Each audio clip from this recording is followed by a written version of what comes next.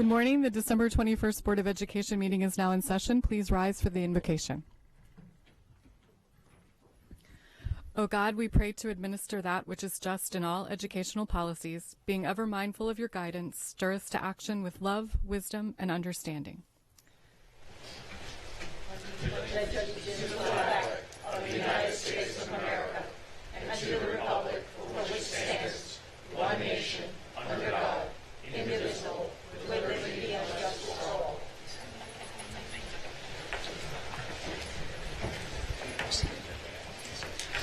Item 2.03 is approval of the minutes. Do I have a motion to approve the minutes? So moved. Second. All those in favor? Minutes are approved. Item 2.04 is establish agenda order, and the agenda stands as published. Item 2.05 are recognitions, and we have two this morning. The first is a presentation by Lucia Martin.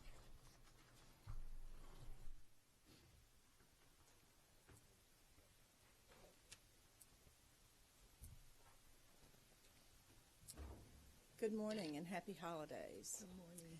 I'm Lucia Martin, Coordinator of School Counseling, and I have the pleasure of introducing this morning's first board recognition. Before I begin, I would like to ask members of the board and Dr. Arlotto to come forward.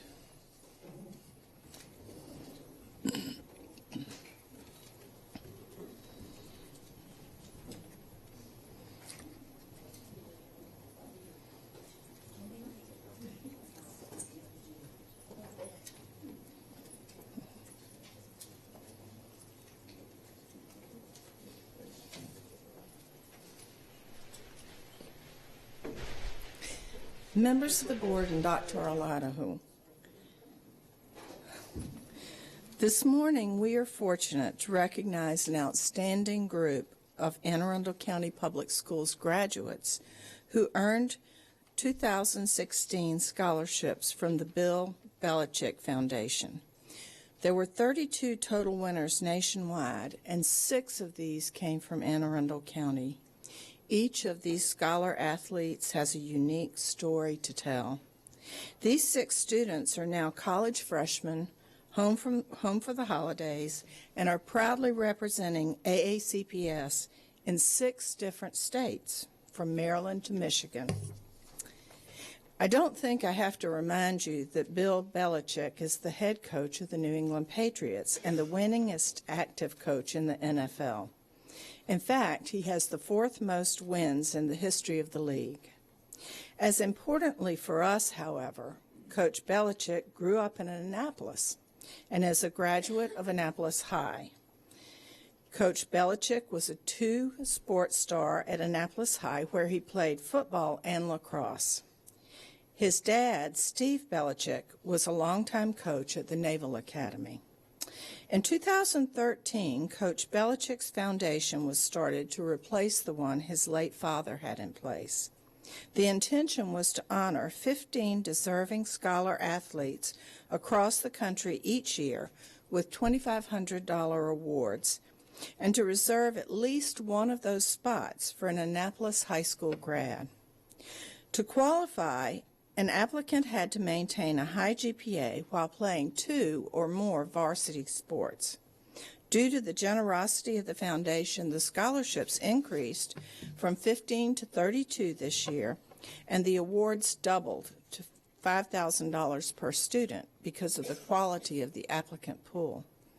Scholarship winners each received a letter that read in part, "We established this scholarship to support high-achieving leaders of tomorrow, leaders who exhibit the values of the Belichick family, a love of sports, coaching and team building, both in the classroom and in their athletic accomplishments." This year's list of impressive winners includes 4 2016 graduates from Annapolis High School and 1 each from Severna Park and South River High Schools. The local winners are Damon Edwards, Janity Madeira, Nicholas Mejia, Bridget Ralph, Juliana Rankin, and Skylar Simmers. Damon Edwards played baseball and competed in track and field at Annapolis while maintaining a 3.9 GPA. Earlier this year, he was named Maryland's American Legion Baseball Scholar Athlete of the Year. Damon is currently majoring in mechanical engineering at Elizabethtown College in Pennsylvania and is an outfielder for the Blue Jays baseball team there.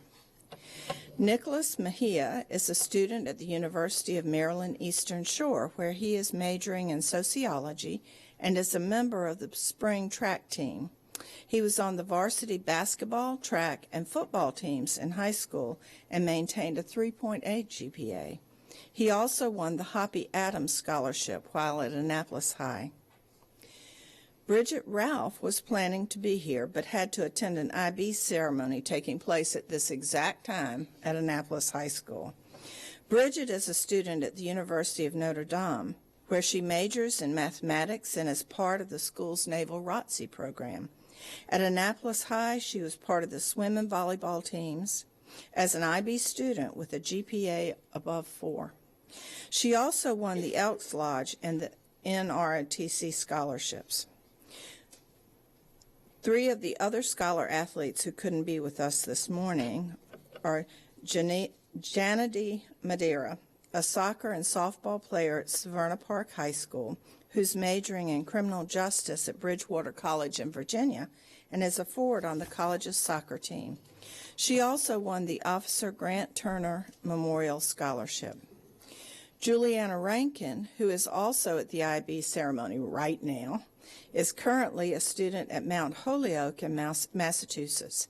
Skylar Simmers is attending Grand Valley State University in Michigan. All 32 winners have been invited to attend a dinner in their honor at Foxborough, Massachusetts in May with Coach Belichick and many of the foundation's sponsors. It's also worth mentioning that the twin daughters of our Chief Operating Officer, Alex Cheknovich, who are proud graduates of South River High School, each won a Belichick scholarship last year. As Damon comes forward, please join me in congratulating him on a job well done.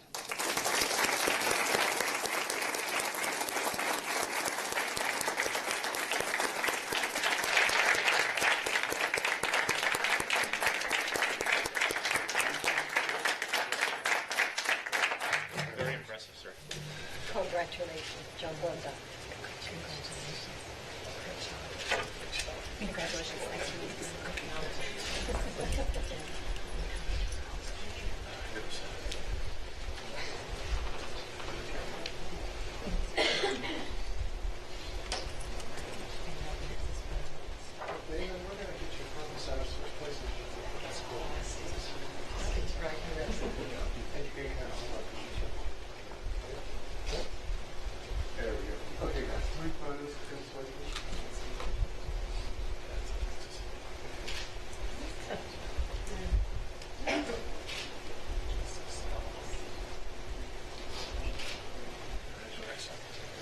Nice job.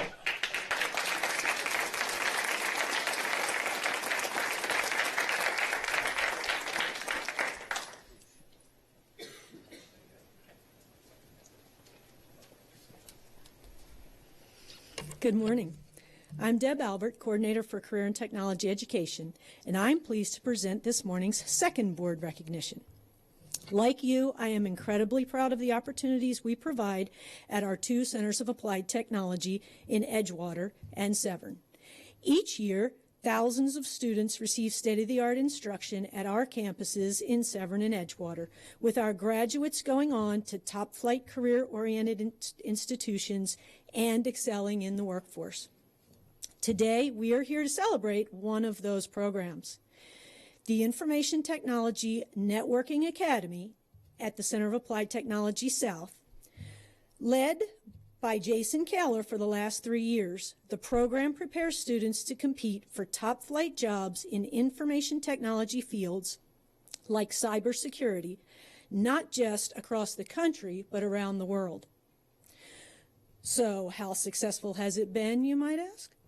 CAT South students enrolled in the ITNA program have routinely placed high in regional and national competitions.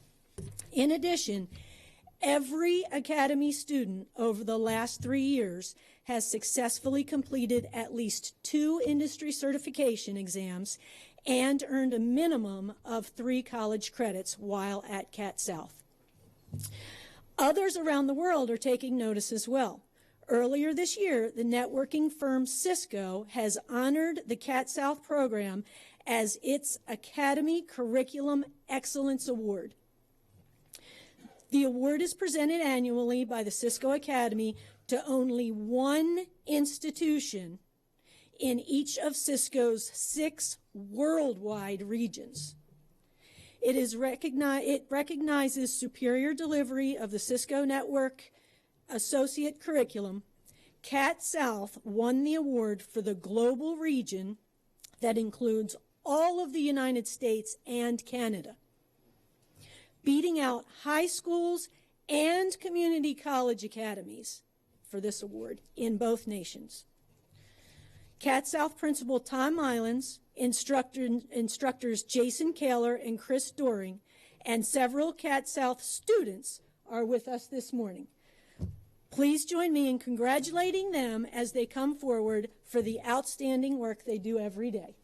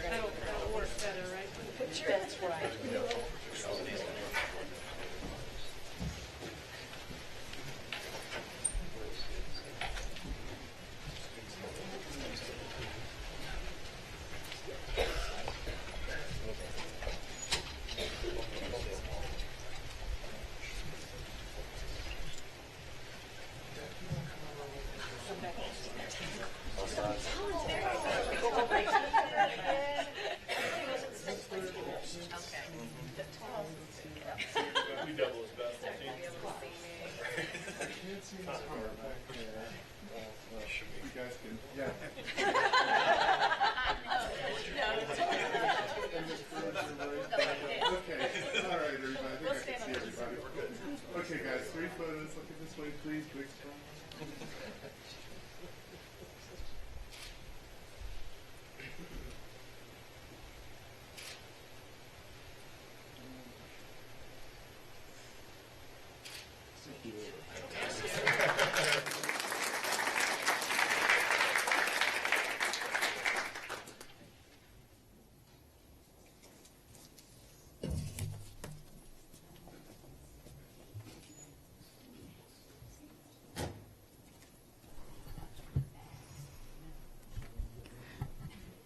Item 2.06 is school and community highlights. Mrs. Nally. I had the distinct pleasure of visiting Annapolis Elementary School for the Elementary National Honor Society Awards. I was there because my grandson was inducted into the Elementary National Honor Society. My other grandson was inducted last year. So I want to commend Annapolis Elementary School for really presenting the opportunity for this Elementary School Leadership Award. Thank you. It was a wonderful ceremony, and I appreciated it very much. Mrs. Hummer. So last week I had the pleasure of helping out with the holiday shop at Brockbridge Elementary. And if you've never helped out at a holiday store at an elementary or middle school, especially elementary, you should do it. There's nothing that gets you in the holiday spirit more than helping a 5-year-old pick out presents for their grandparents and telling them no, they don't want silly putty. And it's just a great time, and it really leaves you very fired up for the holidays. And I also attended a chorus concert at Monarch Global and winter concert at Glen Burnie High School that were wonderful, especially the jazz group at Glen Burnie High School was just wonderful. So all great things to get in the holiday spirit. I had the chance to go to the Arundel Middle School Science Fair and look at all the projects, and my favorite was the student who wanted to see if cats were attracted to cat food based on the color of the food, and evidently if you have cats you need to give them blue cat food. And then a little birdie told me that today is Julie and John Hummer's 20th wedding anniversary, so on behalf of her children I am wishing you both a very happy anniversary. Thank you. I'm spending my anniversary with the school. Right. Item 2.07 is the CRASC report.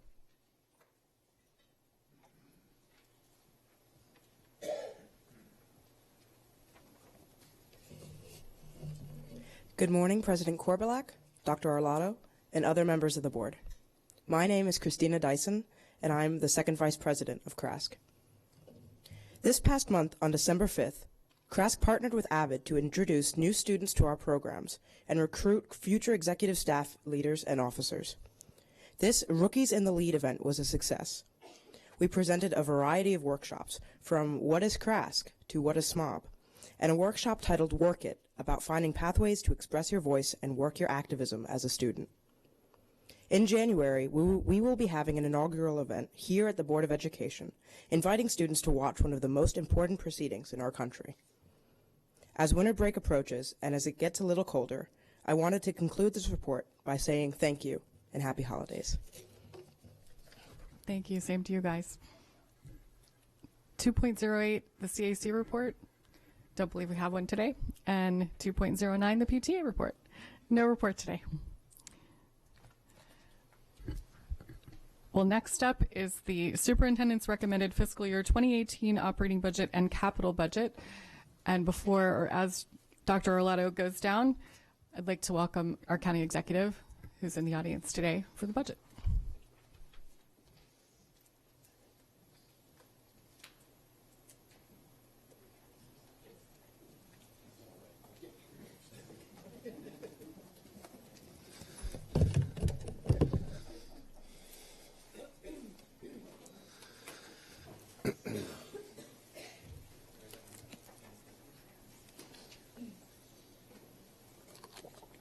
All right. Ready? Good morning, President Korbelak, Vice President Hummer, members of the Board of Education, elected officials, colleagues, students, parents, and county residents. A budget message, for obvious reasons, contains plenty of facts and figures about the people and programs of a given agency or organization. This message is no different, but first I want to talk about another type of message, one delivered in 4 simple letters: H-O-P-E. Hope. Hope is indeed a very powerful message. It's one that speaks very loudly to and about our children, who are the very reason we wake up every day and do what we do. Hope, in fact, is exactly the message that we, as staff, as parents, and as government and community partners, must instill and enhance in every one of our more than 81,000 students every day. Without hope, the achievement of true potential for any child is not just difficult, it is nearly impossible. Hope, to be clear, is not wishing for some magical result. Hope is, at its core, our children not only seeing themselves as successful adults, but believing in their abilities and seizing their opportunities to get to those places. Our children, ladies and gentlemen, must expect that they can be awesome. One of educational activist Diane Ravitch's books contains a thought that I believe holds very true for us as we carry out our mission every day. She wrote, "The most durable way To improve schools is to improve the lives of children, families, and communities. In short, we have to give our children, every one of them, hope.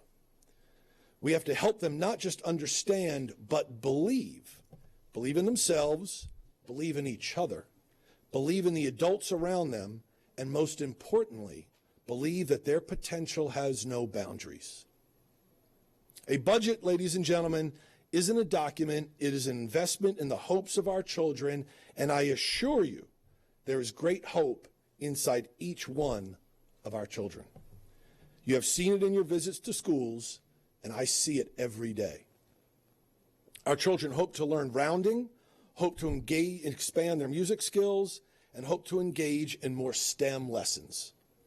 Ask them, and they'll tell you that they hope to grow up to be a soccer player, an artist, a pharmacist, an engineer, a chef, a computer scientist, a teacher, or a plumber. And if you really question our students, you will almost certainly get to their most sincere hope. They hope to make their family proud. Hope, like potential, is both limitless and innate. Artificial constraints, biases, and arbitrary judgments are not things possessed by children at birth. They are walls imparted by a society that too often oppresses and demeans people instead of focusing on curbing poor decisions and actions. In far too many cases, these walls subtly predetermine how far a child can go or the heights to which they can soar. I submit to you that it is our duty, all of us, to tear down those walls before they become cemented, faulty foundations upon which the futures of our children are built. We must collectively embrace our children and, to coin a phrase used by community members who have greeted and encouraged students outside Annapolis High School over the last few weeks, let them know we have their backs. We must, wherever possible, bring parents into our schools and put programs into place that meet them where they are and enable them to better support their children. That is exactly the idea behind the Hispanic Moms Club at Tyler Heights Elementary School, which has been meeting for the last 3 years. Led by the school's bilingual facilitator and school counselor, the group discusses topics such as homework help and communication skills. It also provides Hispanic mothers with the opportunity to build relationships with each other and expand their network of support. Last year, it received the John Nelson Family Engagement Award from the Maryland English Language Learner Family Involvement Network, and this year it has been used as the model for programs at 5 more schools in the county. Our singular goal to elevate all students and eliminate all gaps isn't some catchy phrase. It is and must be the underpinning of everything we do. It must be present in every employee we hire and every program we implement. Our children, all of them, deserve that. They deserve people like Alvin Talley, the longtime and beloved chief custodian at Bodkin Elementary School. Mr. Talley's weekly hip hip hooray encouragement to scores of students at the school's Good Citizen celebration reinforces their belief in themselves not only while they are in classes at Bodkin, but after they've moved on to middle school, high school, and beyond. Mr. Talley's spirit embodies the school system's growth mindset model and District 203 initiative, through which schools cultivate the reality that every single classroom and office is a place where children can feel comfortable, supported, and encouraged. That encouragement is accompanied by a philosophy that the mastery of a piece of content is not always instantaneous endeavor. Rather, it is a student's relentless pursuit of that mastery, the not yet instead of the I can't mentality, reinforced by our incredible teachers, counselors, administrators, and other school staff that turns adversity into achievement. Our intentional focus on early literacy exemplifies this approach perfectly. Across our county, 47% of second graders who tested below grade level, sometimes multiple levels, in reading last fall had reached or exceeded grade level by the spring. That is a testament not only to our incredible reading and classroom teachers, but to every person in our system who interacts with students on a regular basis. As a result of their efforts, nearly 1,000 more third graders began this school year at or above grade level in reading and were focused on advancing instead of catching up, not just in that subject, but others as well. If we as a school system are ever to eliminate all our gaps, one class at a time, that is how we must do it. One student at a time, one class at a time, one grade at a time, one school at a time, and one community at a time. That community spirit is exemplified in the Baltimore Coast Guard Command's Partnership in Education program, in which more than 100 Coast Guard personnel have served as mentors in 12 county schools over the last several years. This program, and ones like it, are crucial additions to the incredible work our school-based staffs do with students every day. In addition to academic support, these programs provide students with more adult role models and alternative places to turn to for advice and discussion. As we continue to focus on the academic needs of our students, we must pay increasing attention to their social and emotional wellness. While there are those that may argue that such efforts are not for a school system to undertake, the simple fact is this: our students are coming to our classrooms with more diverse and, in some cases, more intense needs than ever before. Their lives away from the school setting are, in many cases, difficult and stressful, to say the least. They are exposed to things in their first few years that many adults don't encounter in their first several decades, and the ability to provide both coping skills and stability in the home lives of students is challenging. So more and more, students and their families are turning to our schools for help. We could adopt the not our job philosophy, but the failure to at least help address those needs would only compound the difficult task our educators face every day. As a society, it's easy for us to rally around, for example, efforts to stamp out hunger. There are near universal understanding about and compassion for a child who worries about where his or her next meal is coming from and can't fully focus on schoolwork. There are other situations, however, for which our need to support students garners far less understanding and support. We have students who are homeless or whose home lives are unsettled. Students who witness violence and drug activity on a regular basis, and students whose family situations provide little emotional or academic support.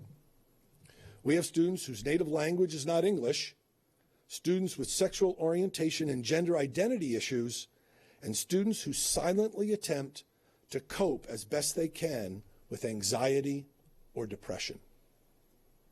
Our obligation is never to place value judgments on the situations children encounter on their way to our schoolhouse doors.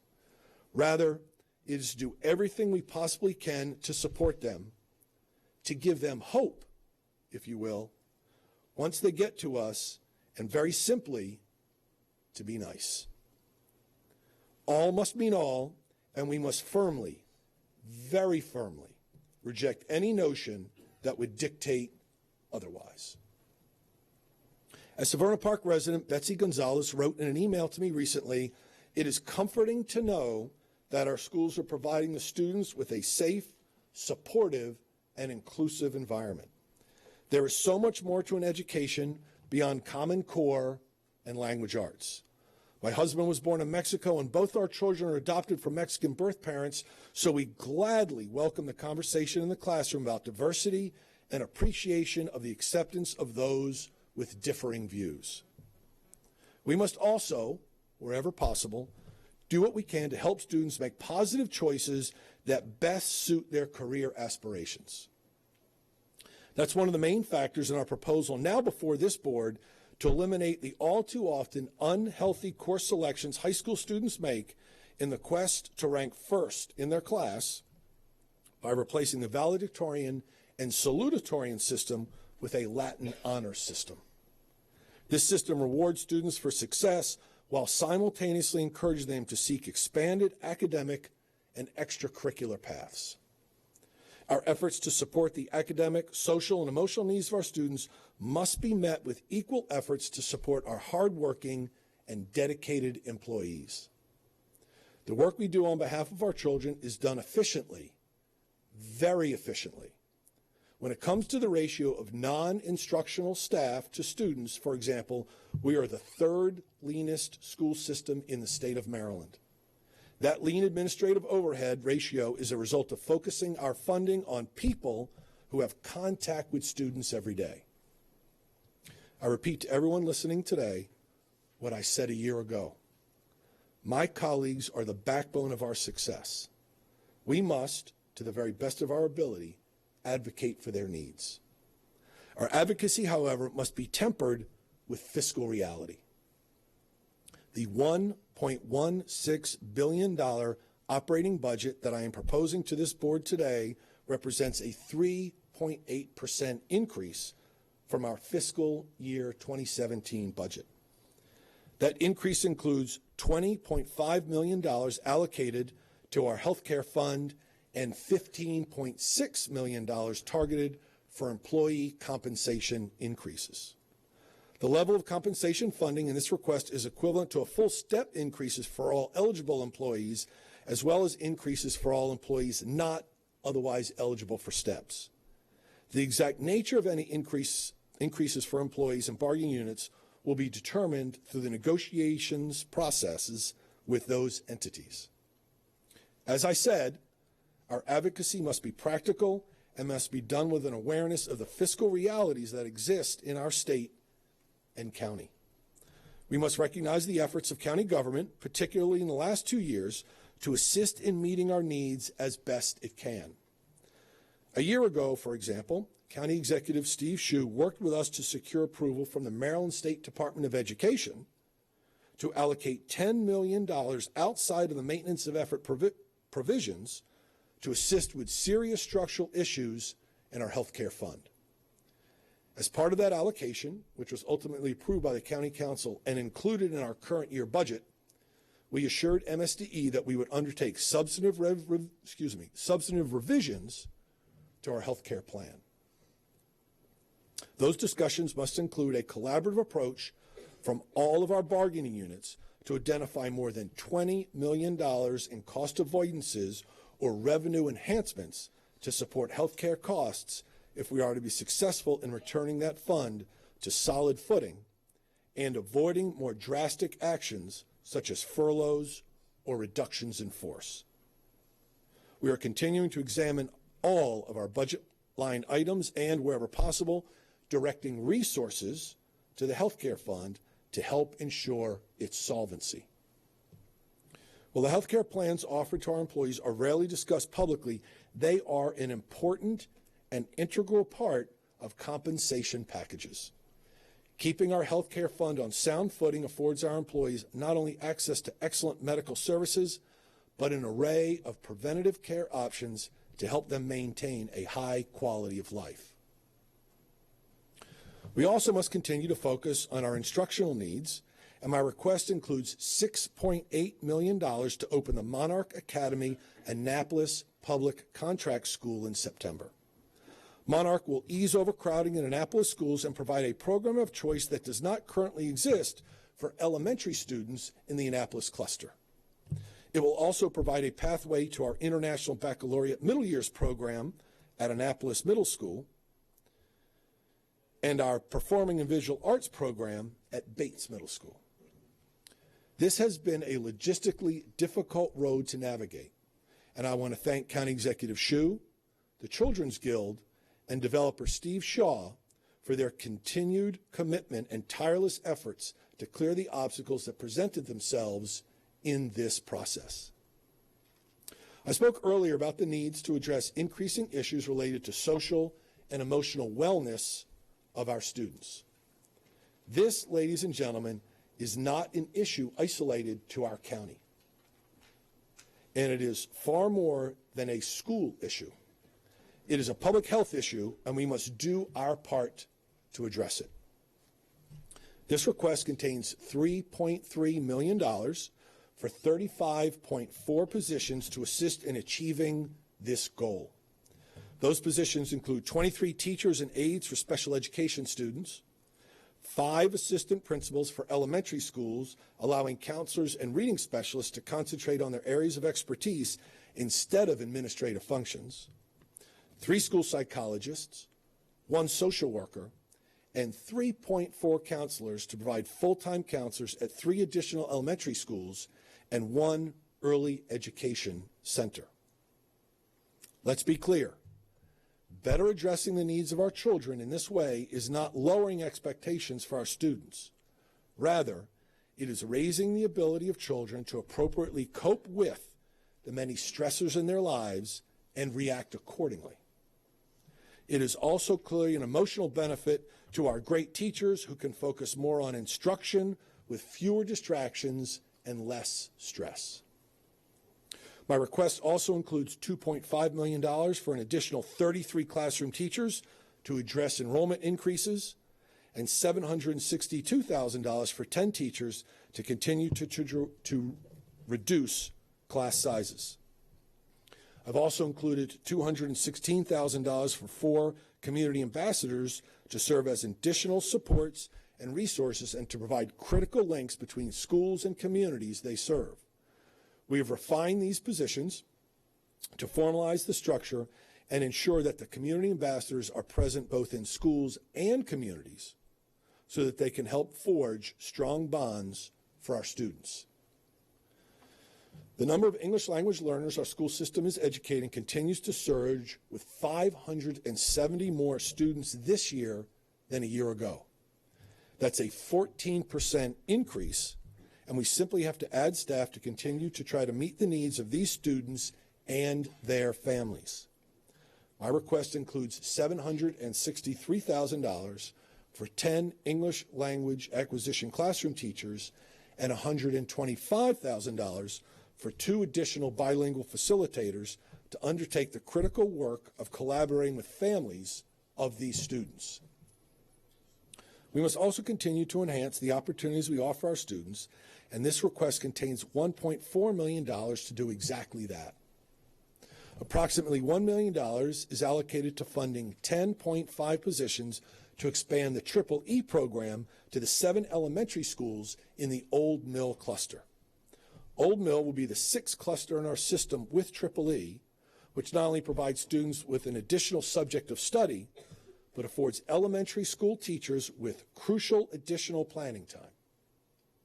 Another $134,000 is allocated for 1.5 positions to address enrollment growth at existing Triple E schools, and $152,000 will fund 2 positions to expand the Central Middle School STEM program to the 8th grade.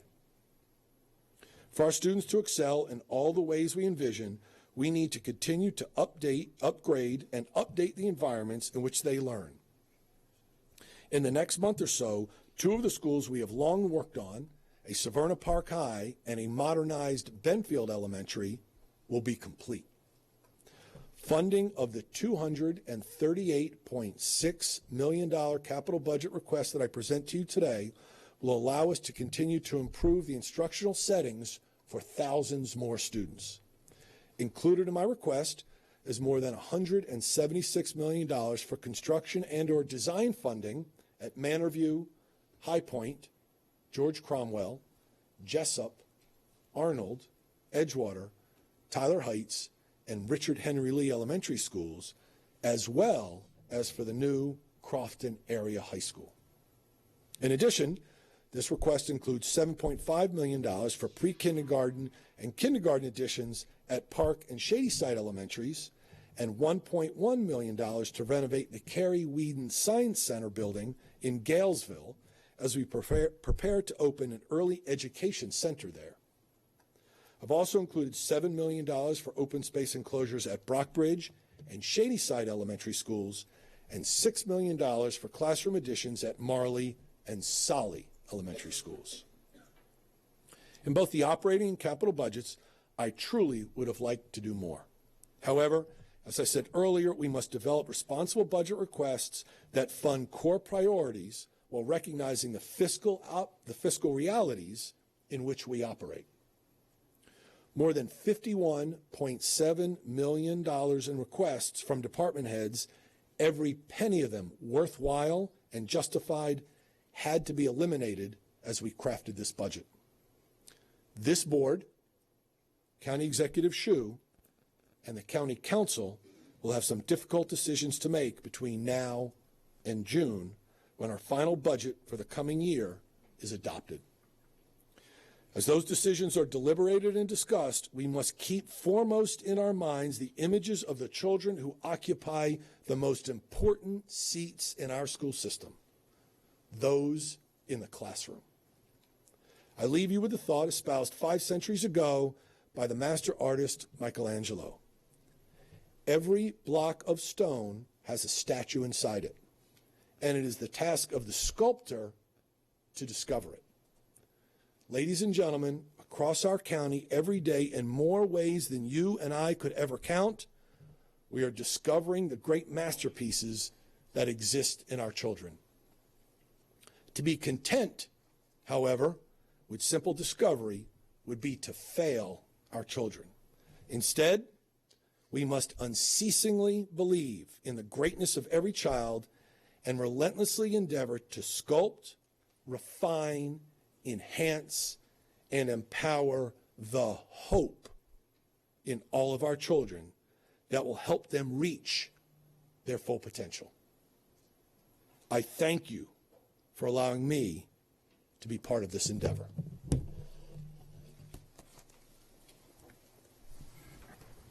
Thank you. Are there any board questions or comments? I have 2 public comments, Lisa Van Buskirk and Kristen Etzel.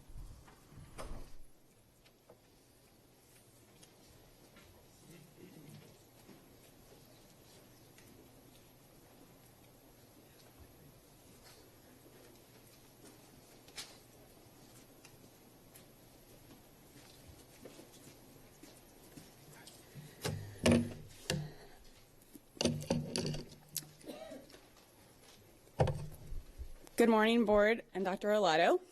This will be a bit disjointed since I'm reacting to the presentation. So I like the idea of hope, but hope comes from getting enough sleep and being ready to learn. Hopelessness comes from being chronically sleep deprived, which leads to our higher than normal or higher than Maryland averages of suicide, depression, and drug use. So when you talk about social and emotional wellness, and students need coping skills so that they don't make bad decisions, then the first step to that is not being chronically sleep deprived. So coping skills is equal to sleep. So we hope that you will add in money, because I do not see it mentioned, about changing the school hours, because we know that the 13 minutes and the 15-minute slide that we're doing right now is not the best solution. But I see no mention of correcting that for the late elementaries and fixing it for the early high schools. In the $1.16 billion budget. I know that you say that advocacy must be practical, but we've been advocating for on and off 20 years now for healthy and safe start times. And so I understand the fiscal realities, but when are the realities of the early start times going to be addressed? You talk about the health care plans for the teachers, but what about a health care plan for the students? That's your middle and your elementary and your high school students, making sure they all have developmentally appropriate hours and have the sleep that they need to be able to function. Their health needs to be addressed as well. You talk about public health in the schools under the guise of the social and emotional wellness, and I'm happy to see public health as part of the education policy, but again, where is sleep as part of that public health unawareness? I hope that as you look at the entire budget, you'll look at my handout that I have, which is Maslow's hierarchy of needs as applies to education. For those who don't know who Maslow is, his hypothesis is that people are continuously striving for personal fulfillment and goals, and lower order goals need to be met before moving to higher growth needs. So I ask you to analyze all of these budget requests under that disguise? Do they support the lower order physiological and safety needs of the students, or are they aiming for the higher needs? In which case, that's kind of pointless because you need to meet all of the students' lower needs first. And that includes teachers' lower needs too with their budget, whatever. So last, well, two more things. In a report released yesterday by the Center for American Progress, the authors found that the National Assessment of Education Progress math scores for 8th graders rose by as much as 8 points in middle schools if they are delayed an hour, and a full grade increase is equivalent to 10 points. So they hypothesized, they looked at middle schools and the role of later start times for academic performance. I often talk a lot about the public health issues, but there is an academic element to the start times. So I want you to think about that. And then lastly, my letter to the editor in the Capitol and also my testimony from 2 weeks ago outlined what I was expecting Dr. Arlotto's budget to include. Healthy and safe school hours were a priority. Why is a priority? Addresses community concerns and is for the 2018-2019 school year, and use of software. So I would say he failed in meeting any of my expectations. Thank you.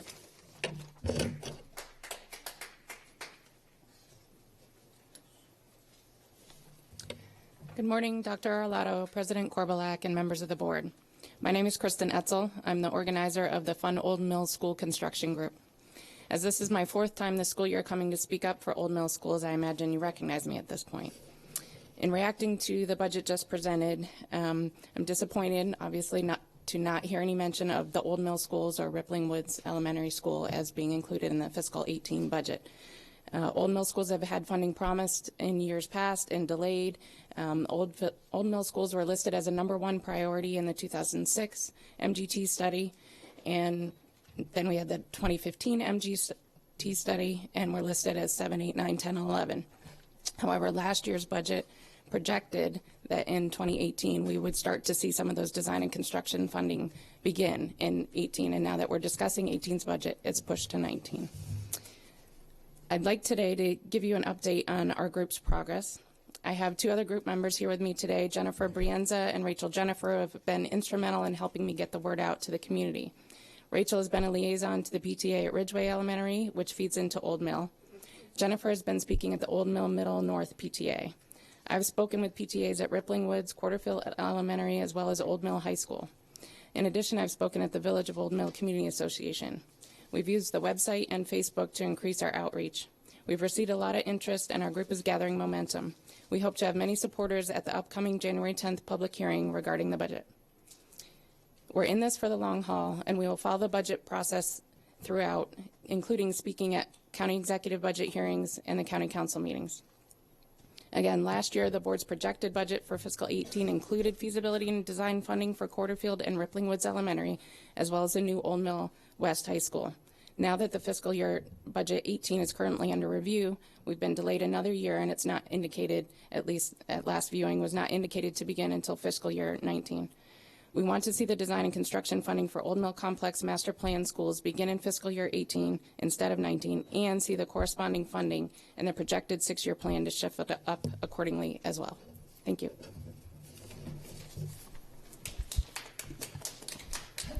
Thank you. Is there anyone else who would like to speak on these items at this time?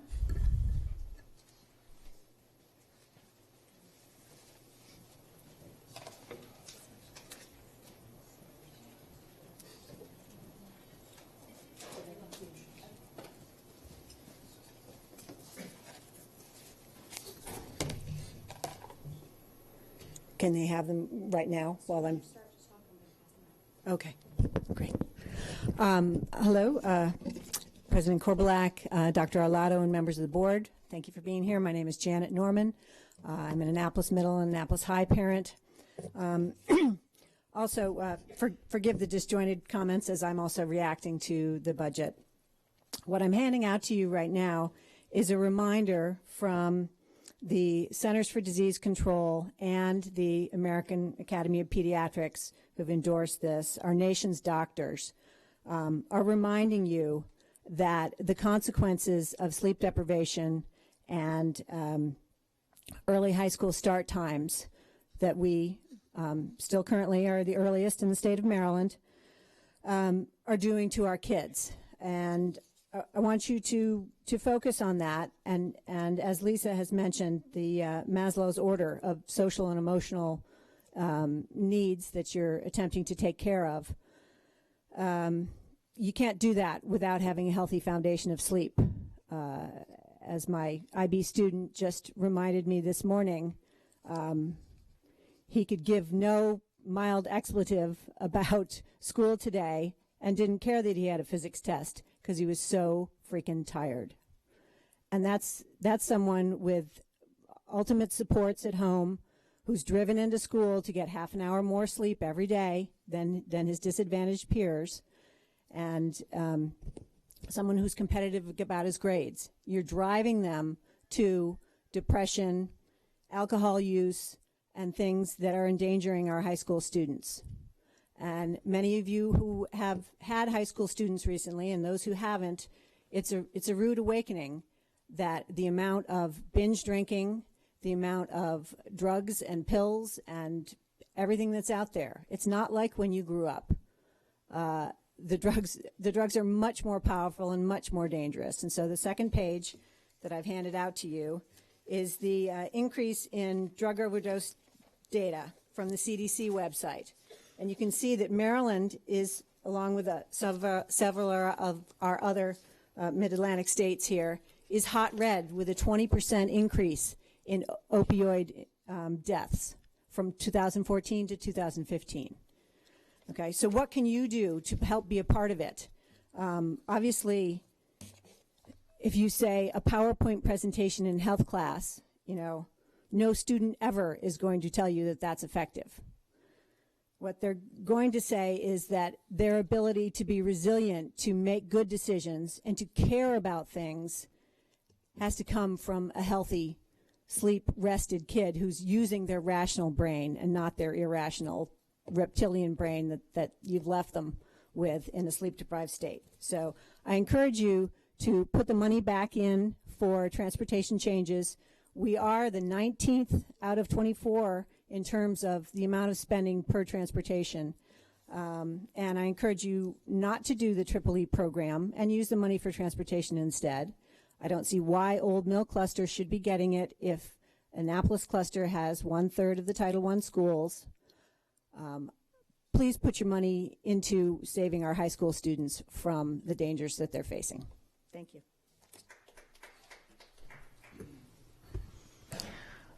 Okay, the next item on the agenda is public comment. Anyone wishing to speak on an item not on today's agenda may offer testimony during this public comment portion of the meeting.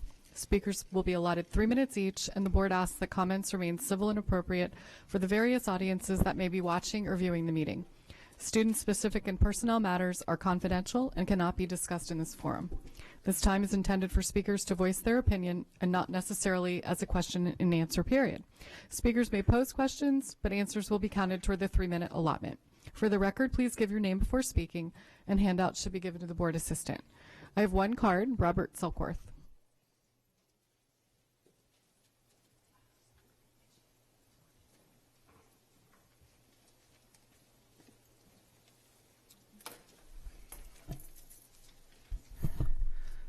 Good morning, ladies and gentlemen. President Korbelak, Vice President Hummer, other distinguished board members, Dr. Alada, honored guests, and elected officials.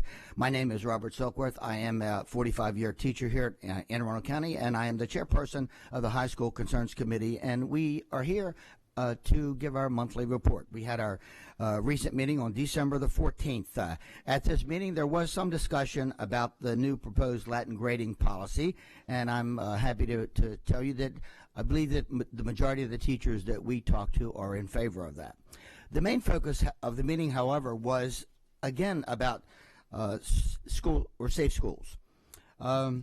We have had an opportunity to review the subject with Dr. McMahon and the ASI TAC Advisory Group, and we will continue that collaborative approach. I have had the opportunity to watch Dr. Alada's video about the Be Nice initiative currently in progress. Everything we do in our schools and in our school system revolves around the concept of building relationships. The relationship piece is the key to the success of our students and our schools. It was clear as I watched your video, Dr. Alada, that you are challenging all of us to be nice, and to work together and to develop campaigns in our schools to achieve the goals. We clearly are in agreement with the campaign and the need for a focus on being nice to one another. However, we would suggest in a collaborative way that we need to go further than a simple Be Nice campaign.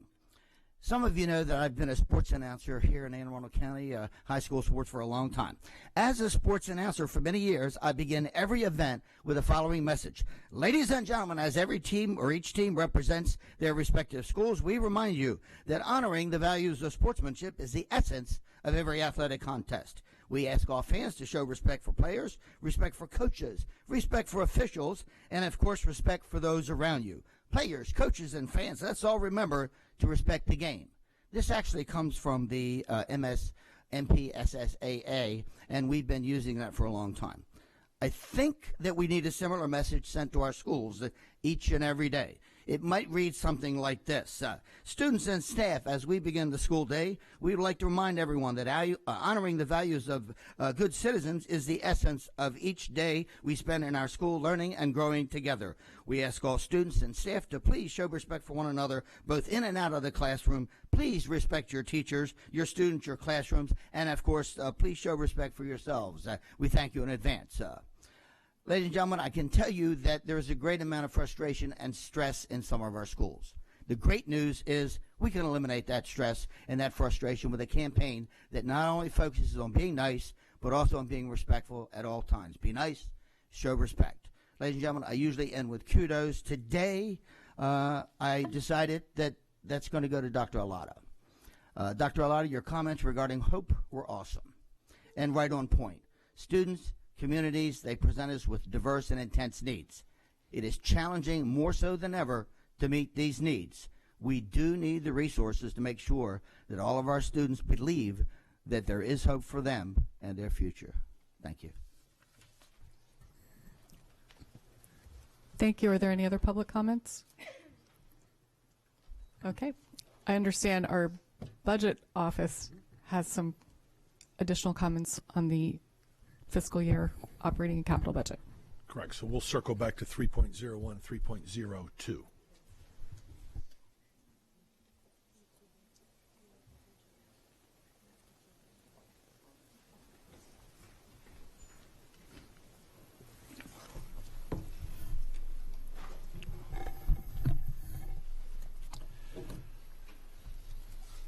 Good morning. For the record, Alex Shaknova, Chief Operating Officer for Anne Arundel County Public Schools, joined by Mr. Matthew Stansky, Director of Financial Operations. Here to present item 3.01, which is an information item for the Board of Education regarding the Superintendent's recommended FY 2018 operating budget. The recommendation is, as Dr. Alotto indicated earlier, $1.16 billion. As is customary, today is simply an introduction. It is the board taking receipt of the superintendent's recommendation. We understand that it's a monumental task to carry the superintendent's recommendation to what ultimately will be the board's recommended budget going forward. To facilitate that process, there will be two public hearings held. One will be on Tuesday, January the 8th at Old Mill High School at 6 p.m. The other will be on Thursday, January the 12th at the Parham Building here, also at 6 p.m. The board will have the opportunity to receive a much more formal and in-depth presentation from the superintendent and staff at a public budget workshop that will be held here in this room on Tuesday, January the 17th, also at 6 p.m. That will be an ample opportunity to be able to exchange information, questions, etc., with the superintendent and staff, and again, receive that much more in-depth line-by-line presentation. That work ultimately will culminate in a vote that this board will be asked to take on the 15th of February to adopt your budget, both the operating and capital budget, that will then be transmitted to the county executive, which has to occur no later than March the 1st. So in light of that, it will be the 15th of February that we intend to bring the budget for your consideration. The high-level overview of the budget, as indicated before, that Dr. Alotto is bringing forward, has a net year-over-year increase of $43 million, FY18 over FY17, which represents a 3.84% increase. with that, the budget sources would be essentially as follows. The county government would supply approximately 58.3% of our fiscal resources. The state of Maryland would supply approximately $30.9 million of our total resources. The federal government would furnish approximately $3.7 million of our operating budget resources. A combination of local resources and fund balance would supply approximately 4.1% of our total resources. The Food and Nutrition Services Fund would aggregate approximately 2.9% of our resources, and about 0.1% of our resources would come from other sources.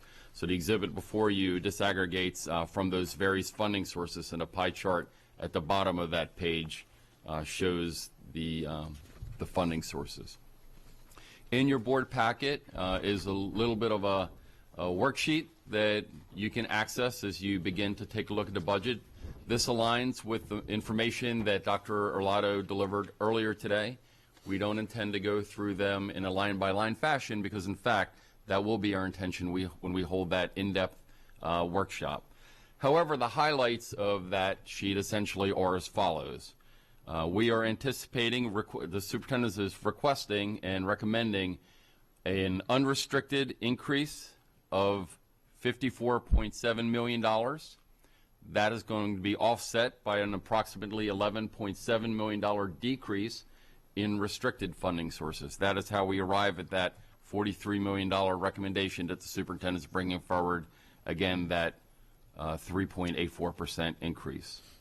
There essentially are four major elements to the superintendent's request, as he touched on. The four major elements are as follows: about $15.6 million for compensation-related enhancements for those represented by bargaining units and those otherwise unrepresented. A $20.5 million increase in the revenue to support the healthcare fund and help us address the structural deficit that we currently face in that fund. Approximately $7 million to support our contract and charter schools. Of that, approximately $6.8 million, in fact, will be focused on the Monarch contract school that will be opening up here in August in Annapolis. The remaining $11.6 million is to support approximately 123 positions that will help us move forward our goals in terms of rising enrollment figures, addressing various academic needs, supporting the emotional and social needs of our students, as you heard, and the families of those students.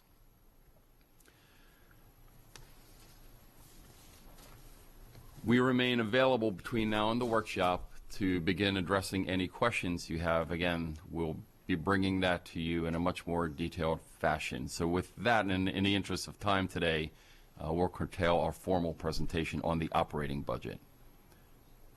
Would the board members have any questions? Not at this time.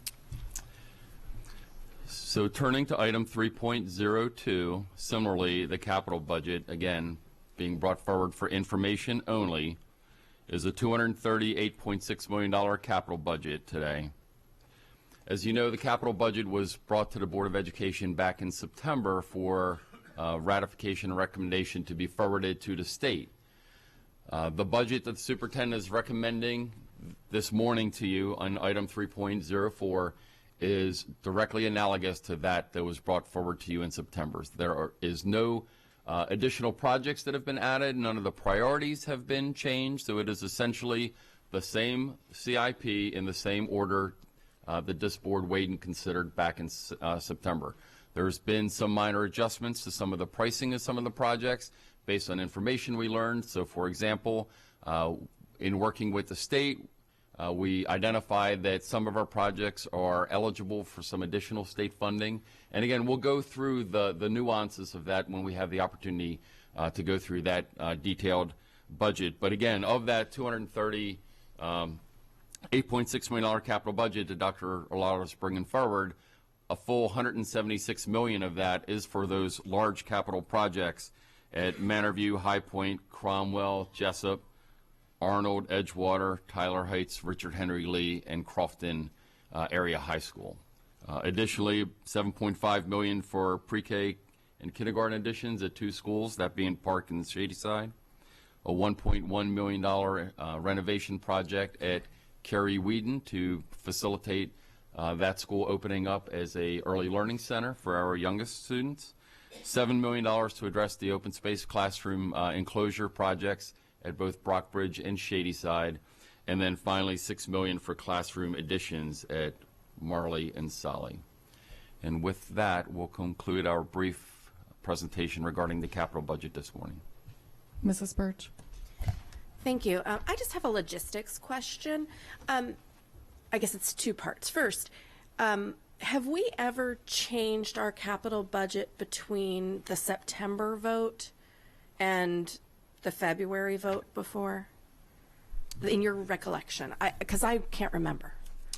No, ma'am. Again, typically it's just a technical refinement, so Okay. it's a refinement of the dollars. I don't recall the board either reorganizing Right. or reprioritizing the budget. That heavy lifting is really done by you and your colleagues in September when we had the formal budget workshops, et cetera, on the capital budget. So the second part of my question then is, what would the implications be with the county, with our funding sources, with the county and the state, if for some reason that list changed between the time we submitted it to the state and county for approval in September and then when we vote on it in February? So that question has 2 parts to it.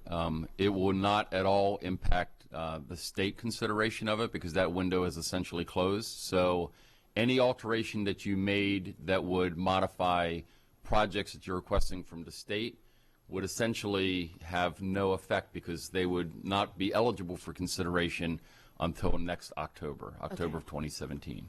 Okay. The second part of our budget, though, is funded by the county government. So that window is still before us. So any alterations that you made that would create requests that were solely funded by Anne Arundel County government certainly could be, I believe, considered procedurally. Okay, thank you very much. Yes, ma'am. Mrs. Nally. Well, as this is my last budget, I have been always interested in the EEE program expansion. And so within the next budget, January, February, I'm not in a rush, but I think the new board members, I remember last year, or I can't remember when the last time we had a presentation to the board explaining, number one, how EEE, how the option works, how our plans for expansion. I know it's for O'Mill this year. I've been begging for the Annapolis schools for a while. That's all I'm saying.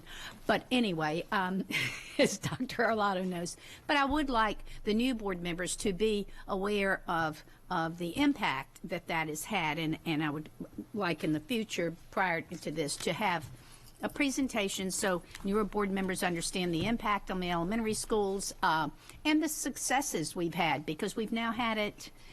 When did it start? We started and it's moved 3 years ago. 3 years, I think. So, you know, and it's I know in the way of our budget, not a huge, but it is a pretty significant part. Yes, ma'am. If it serves the board, I'll make the suggestion that during the workshop, we'll build a small presentation on just that, where you can, and any of the public that is there to listen, but for the board members to, we'll give you some of the specifics and time to answer questions. Perfect. Yes, Thank ma'am. you. Is there any other public comment? Okay, thank you. We'll move on to action items. Item 5.01 is administrative personnel appointments, and we don't have any this meeting. The next section is policy revisions, and the first 4 are first readings. 5.02, financial management goals code DA. Good morning, Jeanette Ortiz, Legislative and Policy Counsel for the record.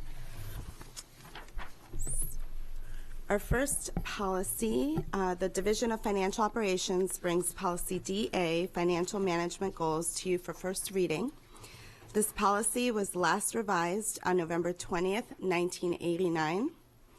This updated policy establishes financial management goals and objectives for Anne Arundel County Public Schools to support the development of prudent financial management policies and procedures. The policy will be posted on our website for 30 days for public comment, and we can answer any questions you may have. I don't have any board questions, or is there any public comment? All right, so that'll be up on the website. Yes. The next one is 5.03, staff conduct, distribution of materials, and oral communications to or through students, GAE. The Employee Relations Office brings policy GAE, staff conduct, distribution of materials, and oral communications through students to you for first reading. This policy was last revised on October 5th, 1994. The updated policy provides guidance regarding expectations of staff conduct concerning communication with students related to employee and union issues. The policy will be posted on our website for 30 days for public comment, and we can answer any questions you may have. I just had one. I know in the past, especially for our high school students, when they see things in the news regarding union issues, they've asked questions in class of their teachers. So will teachers be advised on how to handle that if they're not really supposed to be talking about that during the school day? For the record, Jessica Kutchis, Executive Director of Human Resources. We have, in working on this policy, spoken with the Office of School Performance about how to handle that and when what's appropriate and what's not appropriate for a school conversation. So we'll continue to work with that office to ensure that the teachers and the administrators get the guidance they need once this policy is published. Thank you. Is there any public comment on this item? Okay. Item 5.04, strikes and refusal to work, policy GAAA. The Employee Relations Office brings policy GAAA, strikes and refusal to work, to you for first reading. This policy was last revised on November 7th, 1990. The updated policy provides guidance regarding employees attempting to strike or collectively refusing to work through other means.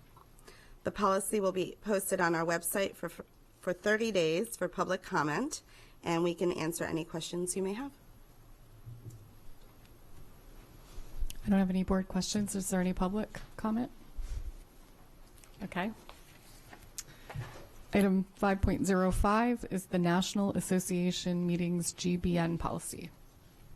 The Employee Relations Office brings policy GBN, National Association Meetings, to you for first reading. This policy was last revised on November 7th, 1990. The updated policy provides guidance for employees represented by bargaining units requesting an opportunity to attend meetings held by professional associations during the work year. The policy will be posted on our website for 30 days for public comment. We can answer any questions you may have. I just had one. I assume we're changing it from national meetings to state, local, and national meetings. It would cover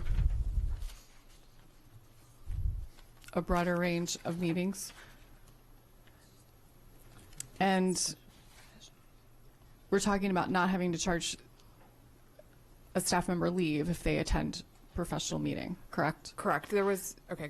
Sorry. So if we're not charging them leave, are we expecting them to produce proof that they attended the meeting? Like when we go to our national board meeting, there's a certificate of continuing education units that we can get a printout to show which sessions we attended. So currently, this practice is handled through the Office of Employee Relations, and when there is a request, the Director of Employee Relations reviews it and requires or does not require, depending on the event and how I think publicly it is advertised, et cetera. Because I think specifically with like the MSEA conference, I don't believe that we require paperwork for that. I think most other conferences where it's sort of one or two people attending, typically that director does require that. So she currently reviews each and every situation and then provides approval or not. Is there any public comment on this item?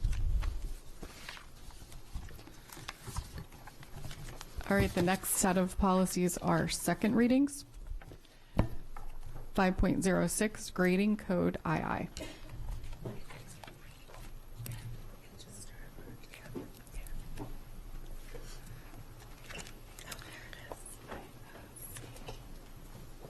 For the record, I am Jessica Kutchis, Executive Director of Human Resources, formerly representing the Legislative and Policy Office.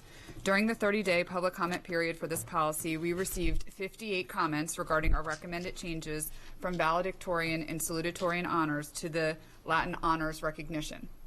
These comments fell into three general areas: those who supported the move to the new Latin honors recognition, those who were against the move to the new Latin's honor recognition, and those who favored the new honors recognition along with the existing valedictorian and salutatorian system. The comments, which were forwarded to the board earlier this week, provide a public response to this policy change. As we reviewed the comments, we felt it would be helpful to the board and the public to further explain the reasons why we are not recommending to keep both systems in place. In short, the valedictorian and salutatorian race is a pressured Pac 1 that is all too often has students focusing their course selection solely on weighted courses and grade point averages and not on what is best for their futures. For example, if a student is in the hunt to be a valedictorian or salutatorian, he or she will likely not take an internship for credit because that class will not provide the weighted grade that the student needs to boost his or her GPA and remain in the hunt for valedictorian or salutatorian. However, an internship can be a crucial and invaluable avenue for a high school student to get real-world on-the-job experience and make great contacts for future employment. So instead of an internship, these students often leave school for the day after 1 or 2 periods full of AP classes. Likewise, instead of staying in school and taking an elective course like photography, guitar, or an art class, that may enhance their overall experience and round out their high school career in a healthy and creative way, students are ending their day without consideration of such opportunities in order to not risk any detriments to their GPA with unweighted classes or experiences, like internships, solely because those courses do not contribute to their ability to be first or second in their class. Additionally, principals have seen cases of students routinely trying to one-up each other with the number of AP courses taken each year, again, solely in the effort to be number one. And even students have asked to drop courses after they've received a B on a test or project, so there is no record of that course on their transcript. These are just a few examples. There are others, one of which is captured very well by a 2006 graduate whose comment can be found on page 13 of the packet that was sent to you. All of it comes about because of a system that pits students against each other instead of students against a standard as the Latin honor system does. As our school system continues on its journey to elevate all students and eliminate all gaps, it is critical to look to support our students' academic endeavors as well as their physical and developmental well-being at every step along the way. As we move further down the road in this journey, we have enhanced and improved our K-2 curriculum in ways that promote wellness for our youngest students. The Latin honors recognition is a natural progression in this continuum, and our goal, as it would provide the same focus and value on student achievement balanced with student wellness. This would complete for students at the end of their K-12 education by honoring excellence without compromising health. We're pleased to answer any questions you have at this time. Ms. Sasso? You mentioned that there were 3 levels of comment. Those that were in favor, those that were against, and those that wanted to keep both systems. Who got the most positive comment?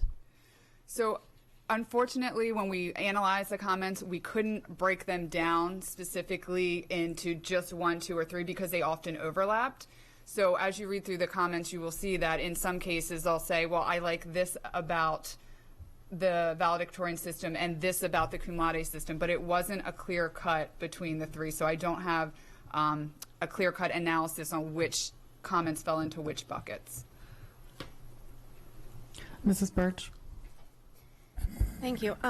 I know we went over this when you introduced the policy, but can you remind me again, this was sort of calculated to include a certain percentage of our students at each level, and I saw, that it's 20% overall that would end up being recognized, about 1 out of 5. But what was the breakdown then between summa cum laude, magna cum laude, and cum laude? I know take you that, know this Ms. off the Burge. top of your head. I believe it was 4 to 5% summa. You have it? Let me go with my trusty colleague, Michelle Batten. 4 to 5%, thank you, for summa, 4 to 5% magna, and then 10% cum laude. Okay, because I had noticed that a lot of the comments were concerned about dumbing things down and giving trophies to everyone. So, I mean, that right there says you're not giving something to everyone, that even that top honor is still only 4 or 5%. I've been in support of this for a long time because of situations like the person who graduated from Severna Park High School in 2006 mentioned, where there were 2 students who were taking flute and violin, and for 3 years they were all on the same level, and then in the last year the all-state violinist decided to drop violin to take an extra AP class so that they could be those thousandths of a point higher than the person who continued to play the flute. And those, to me, are the things that we're trying to avoid. And so I understand why people like the idea of having a valedictorian. It's a great honor. But when you're unhealthily pitting students against each other, there's a difference between healthy competition and unhealthy competition. And I feel like we have encouraged in our school system for the past 5 or 10 years, as we encourage more and more AP classes, unhealthy competition. And to me, this is an important way to still recognize those amazing students who are summa cum laude. They're the best. But not have people quibbling over that thousandth of a point to be number 1. And it's my understanding that we could do this so that we still have class ranks and students would still be able to send a class rank to a college if a college requested one. So it's not like the ranks would be gone. So the person who is number 1 could still tell their school that they're applying to that they're number 1. They just wouldn't be assigned a valedictorian. Is that correct? That's correct. Okay. All right. Yeah, I think some people thought that it's dumbing it down when really it's trying to save our kids.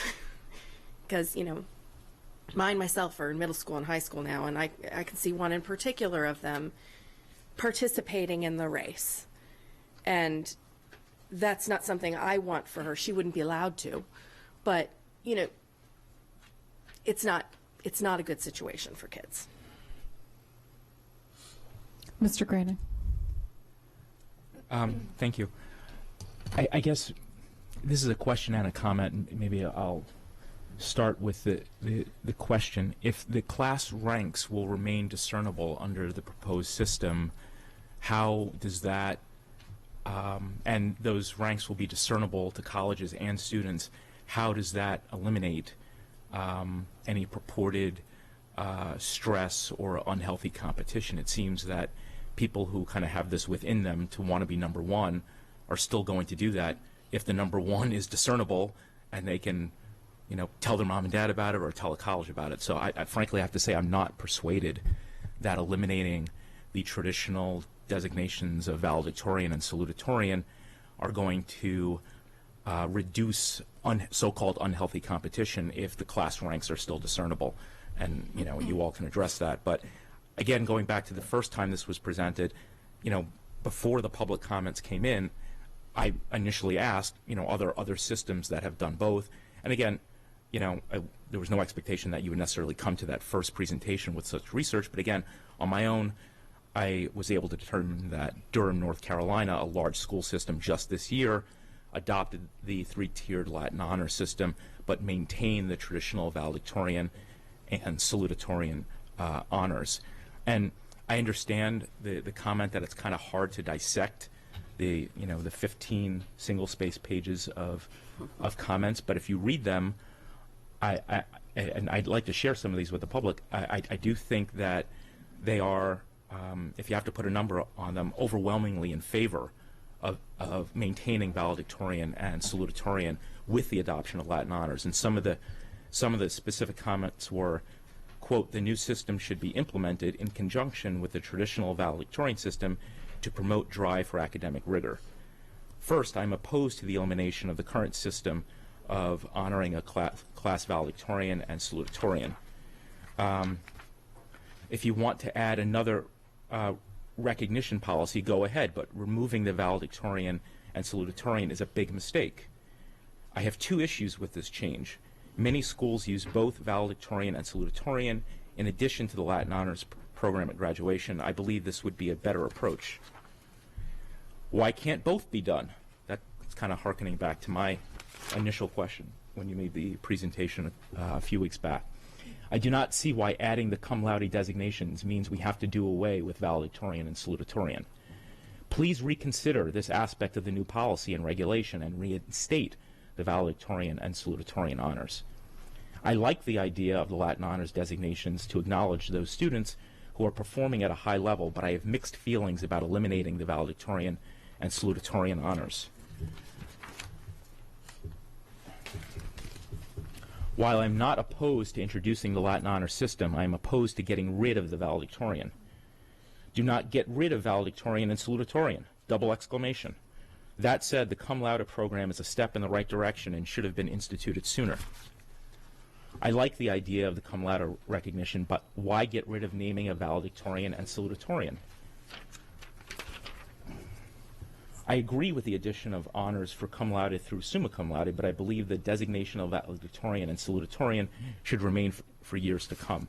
I think if you had to put a number on them, that was the clear majority in terms of the public comment. And I think the fact that the large majority of comments came in with that response when that wasn't even something that was on the table means that we should really kind of stop and pause and think about, why these concerned students and parents are coming forward with these views. And I made some comments at our last meeting. I'm not going to reiterate all of those, but I will say that there is, again, a very long tradition, as you all are well aware as educators. You're professional educators, I'm not, but there's a very long tradition in this country of naming valedictorians and salutatorians, and those distinctions remain with those individuals throughout their academic and professional careers, and we should really pause before we take away that opportunity from 26 of our graduates each year, especially, frankly, as they go on to academic and professional careers that we hope for many of them will take them well beyond our county.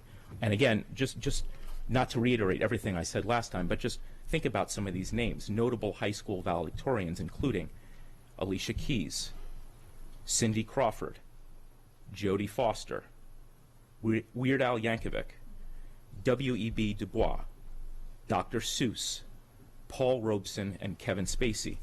Notable high school salutatorians, including Albert Einstein, Carrie Underwood, Michelle Obama, Jimmy Carter, John F. Kennedy, John Wayne, and Connie Francis. And I don't know why, especially if the class ranks are still discernible, and maybe you can address how you think this so-called unhealthy competition is going to be dealt with if the class ranks are still discernible. But I don't understand why we would allow the class ranks to still be discernible, but take away these honors that people could carry with them for their whole lives, and why we'd be doing that to people from this county when so many other counties would still be maintaining them. So thank you, Mr. Grannon. There, you put a lot on the table. I don't know that we have all afternoon to go through all of those pieces that you put on the table. I'll react to a couple of those if you don't mind. One is that you talk about is the class rank still discernible? And it is in our plan, but it doesn't have to be. I would gladly entertain the idea of doing away with the class ranking altogether, like Montgomery County Public Schools have done. They don't publish a class rank. They don't produce the report. But we've chosen to do that, at least for the time being, because as we talk to students and some admission counselors in colleges, that there are certain scholarships and certain universities, like our military universities, Navy, Army, Coast Guard, and the like, that want that class rank on an application. Many colleges and universities ask for it, but it's not a required piece of information. But there are some that require it, and particularly for scholarships. And so we will still make it available. We'll run a report, but it won't be discernible in terms of it will no longer be published on a student's transcript. We'll no longer have those lists published.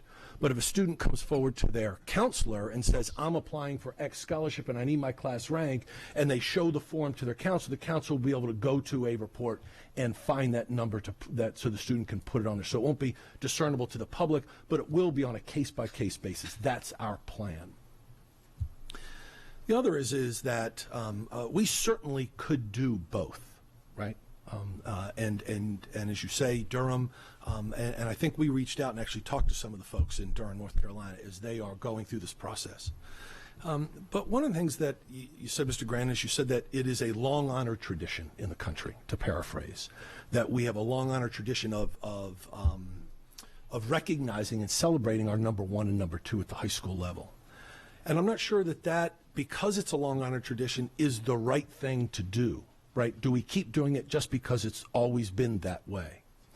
Because the way we educate kids and our students and the things that the programs and initiatives that they're involved in, many by choice, are so different now than they were 10 years ago or 15 years ago or when you were in high school or when I was in high school. Back then, the course of study was very much the same. We sort of went through the same basic paths, right? And even as my parents were growing up, and my father had the opportunity to go to either in his high school in Jersey City, New Jersey, as part of an Italian immigrant family, he was told, well, you can either go into the college track or the career track. And that was it, right? And his counselor chose the career track and told him he needed to go into the career track. He fought that urge, and he was the first in his family to go to college and ended up becoming the director of the United States Nuclear Regulatory Commission. But back then, there were very few choices for our students. So it was much easier to compare the students in the work that they did, right? Because the pathways were so similar. And so you could really, it was more easily to discern who was number one and number two in a class. But that's not the case anymore, and certainly not in Anne Arundel County. Our students have so many more choices, not only across the school system, but within their individual schools. Like a South River High School, where they've got they have the STEM program and non-STEM program. And that was purely by luck because those students that were in the STEM program got in through a lottery, right? North County High School has the same, right? They have some students are in one program and another, then we've got PVA programs. And we've got BEMA programs, and we've got students, and so it's hard to compare the successes of those students when they've taken different routes. So how do I really compare a number one in those programs versus a number two? And the difference between number 2 and number 10 is probably 2 or 3/100ths of a point. And so we like the idea of really celebrating those students and pushing the academic rigor, which includes the AP and honors classes and IB classes, because it's part of a weighted grade point average to recognize all those students. So times have changed, right? And I appreciate you pointing that out, because the way we deliver instruction and what we engage our students in is so very different. And I think it's hard to make a comparison between the student that is in the BEMA program and the student that is not, because of the opportunities they may be afforded or not afforded, both during the school day or after school, or field trips on weekends, or guest speakers that come in to speak to them that don't speak to some of the other students. And so again, likewise, the example of internships. We're trying to build, I would like to have 100% of our students by the time they finish school in an internship. We're up to 40% now. And they will tell you, those who are involved in internships will tell you how awesome an experience it is. But it doesn't better their GPA. But it does better their experience as they move on to college or the work world or the military or wherever they choose to go. Students that go off to the community college or a four-year college, they take those as pass-fail classes. It does not contribute to their GPA, yet we have the best community college in the state of Maryland, and I want to encourage more students to take courses at our community college. And so those are just some examples, online or others, that our students have so many more choices. How about our CAT programs, where they're not earning advanced quality points in our CAT North and CAT South programs, But surely those students are going off and doing some incredible things and winning incredible awards, like the students that we recognize, the program we recognize today at Cat South in the Oracle program, database management. It's just phenomenal, but that doesn't contribute to their GPA to get them to that 1 and 2 spot. And I want to allow students to feel free to take the things, because one of the things that we pride ourselves on, Mr. Grant and members of the board, is we pride ourselves on providing opportunities for students. I want to provide as many opportunities, and I want them to take full advantage of it. Thank you. Mrs. Summer. A couple of questions about policy. When y'all were formulating this, what were some of the community and parent groups that you approached that, to run this by and to vet this through? Right. So we vetted it through, and I'm going to try and remember all the names. I apologize if I forget some, but the CAC, PIAC, the Anne Arundel Council of PTAs, Teen Advisory, Teachers Advisory, TAC, high school principals, ASI TAC, staff throughout this building. I'm trying to think. CRASC, thank you very much. We went to them several times on this. So to get that to get the feedback from all different aspects of the school system, from parents to students to staff. And then I have a question on, and this came up, I think this in some of the comments, that maybe to clarify. So students who would could receive the cum laude recognition must have a greater than or equal to 3.4 unweighted GPA. From some of the comments I'm reading, I think there's some confusion that that perhaps some people are thinking that if their GPA is a weighted, is a 3.6, and they've had some honors classes, that they would not qualify for cum laude because it's not an unweighted one. And I think that might need to be clarified, because I saw that come up in the questions that people are saying, well, I wouldn't make cum laude, even though I have a 3.6 because it's weighted. And that may be something we need to clarify in the policy or put out there, because it would be any student who has a 3.4 or above, whether they were taking no honors classes or a mixture of honors and regular classes. Correct. They would still qualify for that. Okay, just wanted to clarify that. Mr. Gilliland. Thank you, Madam President. I've got two questions, and the first one may be an unfair question right now that deserves some follow-up. I know many of our graduating seniors are awarded scholarships prior to graduation. They're applying through most of their senior year, and they have the award ceremonies, in April or May as they're awarded. The question, and why I think it's unfair to ask, at least to get an answer today, is if we know of any of the scholarships, and it's hard because there's probably some group in Nebraska that asks, 1 out of 100 or so, but do we know if there are a large number of scholarships that are awarded late that do ask for a ValSal distinction, if there's a checkbox there, and if that's going to have any bearing on whether someone may earn or not earn a scholarship.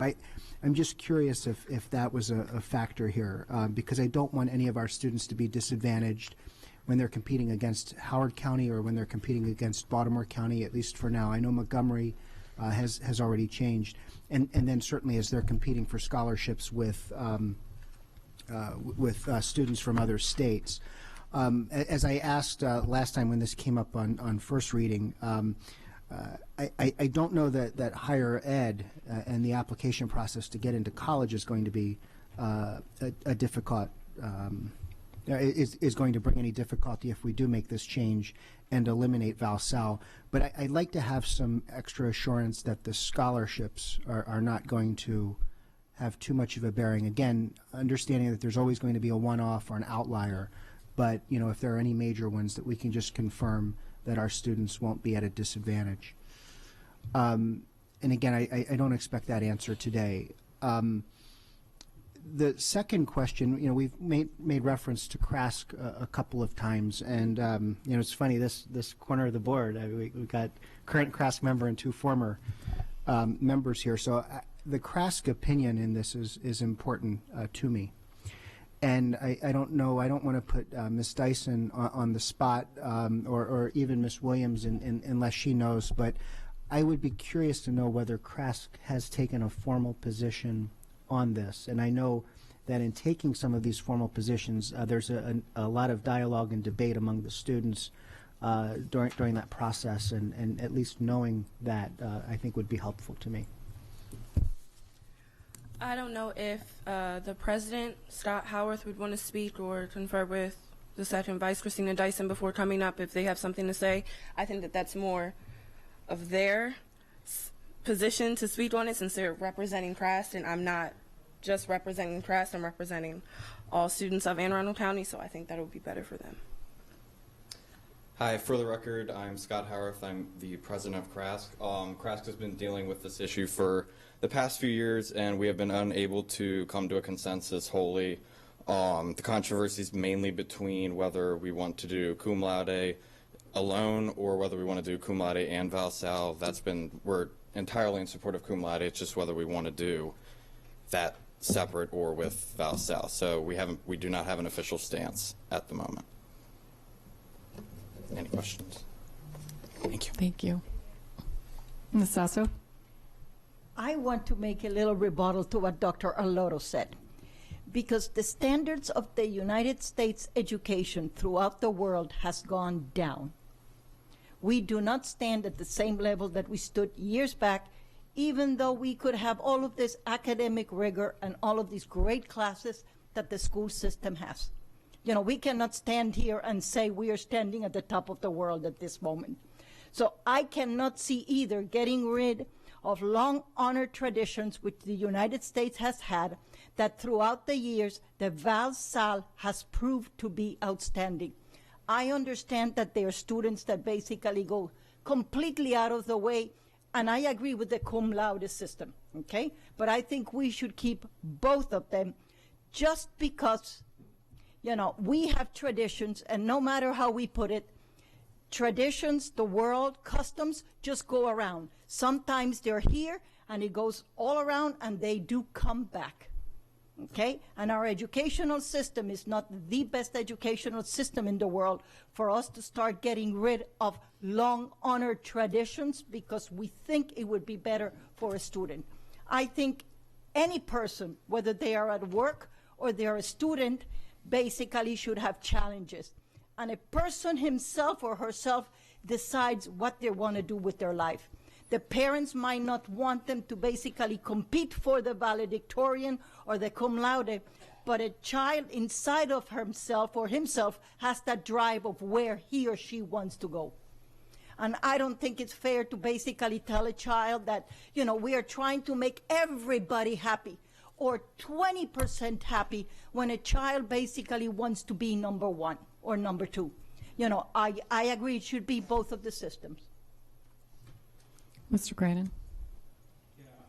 I'll just be brief because obviously this is not the meeting at which we're going to vote on the proposed policy change. Dr. Arlotto, I very much appreciate the thoughtfulness of your response. I just want it to be abundantly clear to everyone listening to this now.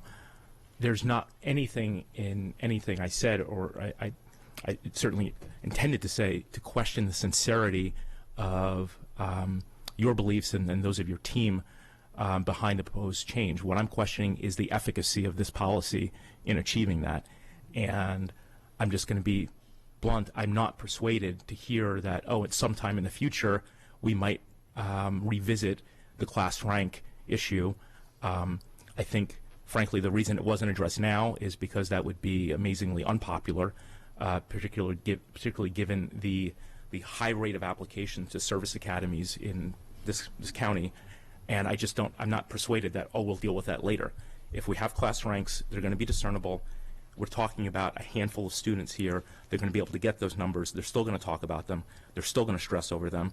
And if someone has it within them to not take photography because they want to be absolutely number one and there's a way to still be number one, they're going to do that. So if we're going to fix it, we need to fix it and not be, half in and half out. And if your team has communicated with the Durham school system on this issue, I think that we all want to know the substance of their response, when we vote. So maybe that's something that can be addressed at the next meeting. But there's no question I'm definitely in favor of broader recognitions for, and I didn't address this in the public comments, but just to show that I am in agreement with Ms. Burge, for example, 20% absolutely is where we want to be in terms of honoring people who've worked hard in school. The top 20%, that's something special. And I think, again, that is generally in accord with what's done throughout education at college level as well. My view, though, is that we don't have to abandon the valedictorian and salutatorian honors in order to give that broader recognition to a wider swath of our hardest working students. So, again, keep an open mind. Today's not the vote, but that's where I'm going. And again, I think that's where the large majority of the public comments were going as well. Dr. Frank? I'd just like to make a few comments that, we live in the United States of America. It's a competitive society. And if we don't want to recognize excellence, I think that's a problem. And I'm concerned that we don't recognize some folks that have gone above and beyond the call of duty. I think that's a big mistake. I just had a couple questions. When do we determine the final ValSal right now? Is it after the first semester senior year, or is it junior year? End of the second semester. It's not until the school year is ended. Correct. So when students are applying to colleges, they have no idea if they're going to be ValSal. It's your current status as of the end of the first semester. So a student who's applying to colleges in August before their senior year has begun, correct. They're claiming ValSal even though they might not end up as ValSal.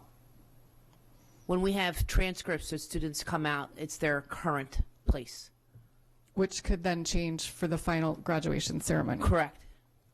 Okay, so they apply to college with whatever their class rank is showing right now on their transcript. If they apply in August, as many of our high achieving students will. Should. So your class rank is on the transcript right now. If we're not going to have it on the transcript, is this something that can be revealed at the end of the junior year to a student as they're getting ready to apply to college, but not available to a freshman or a sophomore who's, if we went with both? Okay, correct. So we could not put it on the transcript. Right. And there is a place on college applications now, as you moms and dads, if you haven't done it already, you work with your children, where does your school system make it available, yes or no? That is an option. However, if it is a requirement, then the student could go to the counselor and achieve the ranking. Okay, so I'm just trying to avoid the 8th grader, the 9th grader who's already setting their sights on being valedictorian #1 in the class, calculating to the 100th degree what they're at every step along the way, as some of our students do, if they're not allowed to see their class rank until it's time to apply to college, because that's where it really matters in certain scholarships in certain colleges. Okay. That's all I have. Just one thing that might be useful in response to the college admissions process that I think was really informative and a good discussion at the policy committee, and since everyone didn't have the opportunity to hear it, one of the suggestions as part of that committee was that we work with juniors to say you're on track for this level of the Latin honors, so they could actually use that in their college application process. And the person who brought it up was a parent who recently went through the process and said this would be a great thing for my son to be able to put on his resume, or whatever required information the college admissions are asking for, to include that. So that was sort of seen as a positive when we discussed it at the policy committee. That would be an additional thing a student could be recognized for and include in their college admissions. And to encourage them not to have a senior slide. Yes. All right, is there any public comment on this item? So we will bring this back on the 18th for a vote? Yes. Okay.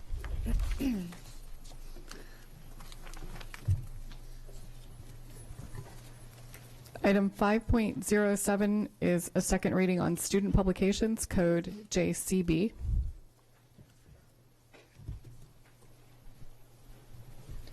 And we didn't have any, no presentation, no public comments on this one. Are there any board questions or comments on this? Is there any public comment? Okay, so that will also be back on the 18th? Yes, correct. And then item 5.08 is student organizations, JCL. Also no public comment? No public comment, no presentations. Is there any public comment now? Okay. And that'll be back on the 18th? Yes, as correct. well. All right, so the other two policies are third readings, and they are up for action. The first one is item 5.09, graduation requirements, IIC. Dr. Olato, your recommendation. Yes, ma'am. I recommend approval of policy IIC, subject to final correction for style and format. So moved. Second. Are there any board questions or comments? Is there any public comment? All those in favor? Policy is approved, 900. And the third reading is 5.10, graduation activities, IID. Dr. Olato, your recommendation. Yes, ma'am. I recommend approval of policy IID, subject to final correction for style and format. Any board questions or comments? Is there any public comment? All those in favor? Motion passes 900. Thank you. Thank you. The next action item is 5.11, the second quarter operating budget fund transfer for FY 2017. This is an information to action item. Do I have a motion to move this from information to action? All those in favor? Aye. We now have an action item. Dr. Arlato, your recommendation. Yes, ma'am. I recommend approval of the second quarter operating budget fund transfer for FY 2017 to be submitted to the County Council. And we have a presentation. No. Yes, ma'am. For the record, Alex Shaknovich, Chief Operating Officer. Matt Stansky, Director of Financial Operations. And as is customary, we bring at this time of year a second quarter budget transfer request for the board's consideration before transmitting it with your approval to the county executive and the county council for adoption. We work on an appropriations budgetary basis here in Anne Arundel County, and therefore we essentially need legal authority of the governmental unit, in this case Anne Arundel County government, to be able to expend funds or revenues. As such, when we begin the year, we make our best estimates, best educated guess on where the budget's going to be, both us and the county collectively. But then as the year goes on, for example, we apply for and win grants. There's other adjustments to the budgets that were not anticipated when the budget was struck in June for the current fiscal year. And so it is for that reason that we're bringing this item to your attention. If you go to the first page beyond the cover sheet, that essentially disaggregates the request. So since the initial adoption of the budget, we have been able to aggregate approximately $3.1 million of additional federal funds. As you know, federal funds are generally targeted and restricted for explicit purposes. The details are included further into the presentation, but we're going to cover this at a high level. We have had a modest reduction in state funding of about $665,000. Similarly, our local revenue sources have required a modest downward adjustment of $286,000. We have an approximate $2.4 million increase in revenues from other sources. And then most importantly, we're seeking your permission to access $2 million of our fund balance that would enable us to transfer that into our healthcare self-insurance fund to lend some aid, temporary aid to that fund that's suffering some fiscal duress at the moment. So in totality, we're asking for your permission to, upon the superintendent's recommendation, to go forward to the county government and work collaboratively with them to seek their approval in increasing our legal appropriation level by approximately $6,645,400. And with that, we'll conclude our brief presentation. And I think I cut Patty off with her motion. So Patty made a motion, and do I have a second? Okay. Now we have questions, Mr. Grannon. Just a very quick one. Can you give a little bit more explanation behind the reductions in the state and local funding?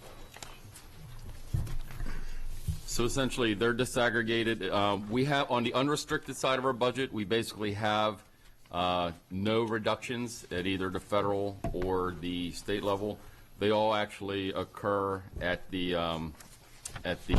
grant-funded page, which is on page 3 of your exhibit. So, for example, going down on page 3 in the federal category, we received $36,000 additional dollars towards our vocational education efforts. Approximately $2.1 million additional dollars. We were notified that we were eligible for additional Title I monies.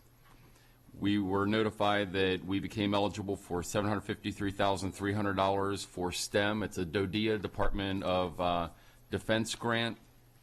About $160,000 notification from the federal government to support the Judy Center that we have running at our Hilltop School, and about $60,000 of other miscellaneous small monies. The reductions on the state side were mainly the non-public placements, a $500,000 reduction from the state to support our non-public students. And then you'll see that right below that, you'll see $165,000 for the Judy Center again. Mm-hmm. After the adoption of the budget, guidance came forward from the federal government to have us essentially recharacterize the money as being a federal contribution and not a state contribution. So there's an so that's not new additional money. We've essentially had to relabel it from being a state revenue source to now being a federal revenue source, and that was applied statewide. Any of the 24 jurisdictions that did receive Judy funds all had to make the exact same adjustments per guidance that we received from the federal government and that the state of Maryland concurred with. Yes, sir. Mrs. Hummer? Why the reduction for non-public placements? Yeah, so that's essentially the state has decided to put all their funding for non-public placements into the unrestricted portion of the budget. So again, this is more of a transfer. So if you look at the prior page, in the general fund, the $500,000 is now worked into that portion of the reimbursement. So they have not reduced the amount that we can use toward our non-public. Yeah, so they're just ending the restricted grant program and putting it all in the unrestricted We just shifted side. categories. Good. Correct. I was concerned about how we were going to make that up. So thank you. Mrs. Burge? Quick question that's somewhat related and somewhat not. Have we heard anything yet about what our share of the state pension one-time money might be? No, so there's, so as you possibly read in the paper, there was some movement on that between the governor and the two presiding officers of the Senate and the House. What we are awaiting is official notification of how the mechanics of how that's going to be distributed and when. There's really 4 possible scenarios, and we're not sure which one they're going to follow yet. It could be distributed directly to the board in the current fiscal year, and we would retransmit it to the state pension office. It could be transmitted in current fiscal year directly from the state of Maryland directly to the state pension system. They can hold it and give it directly to us in our next fiscal year, and we would transmit it directly to the state pension system. Or they can hold it and they themselves can transfer directly to the state pension system on our behalf. Either way, I mean, theoretically, the money will get to where it's supposed to be, which is the state retirement and pension system. But the state of Maryland has not issued any guidance on how or when exactly that's going to happen, or how is it eventually going to be reflected in our financial statements. And we're going to have to work collaboratively. For example, if it's transferred to us, we'll have to work with the county government to do another transfer request, an appropriations request. If it's transmitted directly from the state agency to the state agency, we likely won't have to go through the appropriations process. So it's a lot of yet to be determined. Now, if, say, for instance, it was $2 million, I'm just picking a number, out of thin air. And it has to be used for pensions. But we had to use other money for pensions before that we weren't necessarily going to have to. So then that $2 million would then become available. Is that for something else? Theoretically, that's correct. Okay. However, the budget recommendation that the superintendent is putting forward to you at this time for FY18 does not, in fact, contain a line item for a pension increase, although we know one will be occurring. So we are essentially taking the value of the proceeds that the state will be distributing to us to either offset a current year or next year. So we're going to owe, because of the rise in normal costs, right, we're going to owe the state of Maryland additional dollars for retirement. We know that to be the case. We just don't know what the exact number is. They typically don't notify us until at least mid to late January. So yes, the monies in one way, shape, or the other would be available to do something else. That something else is to pay the pension and retirement bills in either this year or next year. Okay. I was looking for health fund help, but We were too, ma'am. okay. Nice thought, yes. Mr. Grannon. Quick follow-up from before. Thank you for explaining the, I guess, the difference in the projected state funds. What happened to the $286,000 in local money, that difference? Yeah. So that is that the majority of that is lower than anticipated retiree contributions to the healthcare fund. So we make an estimate every year about what we think our retirees will contribute based on the number of retirees we have and the health rates. But of course, there's two different rates, whether you're under the age of 65 or over the age of 65. And so we, had a little more over the age of 65 who pay a lower amount than anticipated, and so we had to readjust that revenue projection downward slightly. And is that based on some kind of contribution proportion, an 80-20, 90-10? What are the proportions? Yeah, I believe it is 70-30. 70 district pays and 30% retiree. Thank you. I don't have any other questions from the board. Is there any public comment? Okay, all those in favor? Motion passes 900. Item 5.12 is an action item, the ratification of the negotiated agreement between the Board of Education and the Association of Educational Leaders, AEL. Dr. Arlato, your recommendation. Yes, ma'am. I recommend approval of the tentative agreement between the Board of Education and the Association of Educational Leaders, AEL. Have a motion? So moved. Second. All right, and we have a presentation. Yes, good morning, Mrs. Korbelak, Dr. Arlato, Ms. Hummer, and members of the board. My name is Melissa Rawls, and I am the Director of Employee Relations. The negotiating teams for the Board of Education and the Association of Educational Leaders have reached a tentative agreement for FY 2017 based upon recommendations from an independent mediator. In brief, the summary of changes as agreed upon by both parties include the following. First, all Unit 2 employees will receive a 0.97% COLA effective July 1st, 2016. There's an unresolved issue regarding a prescription drug copay, which will continue to be addressed through negotiations. There was an agreement to continue the 4-day work week from June 29th, 2016 through August 9th, 2016, which already occurred. There is a pilot professional leave and telecommuting program, which has been extended through the 2016-2017 school year. And this pilot is scheduled to expire on August 31st, 2017. The value of this program ranges from a 1.15% through a 1.93% per eligible Unit 2 employee. Lastly, there was an agreement to increase the maximum number of semester hours that an employee is eligible to receive for reimbursement of a doctoral program credits. And this will be completed while the employee is employed by the board.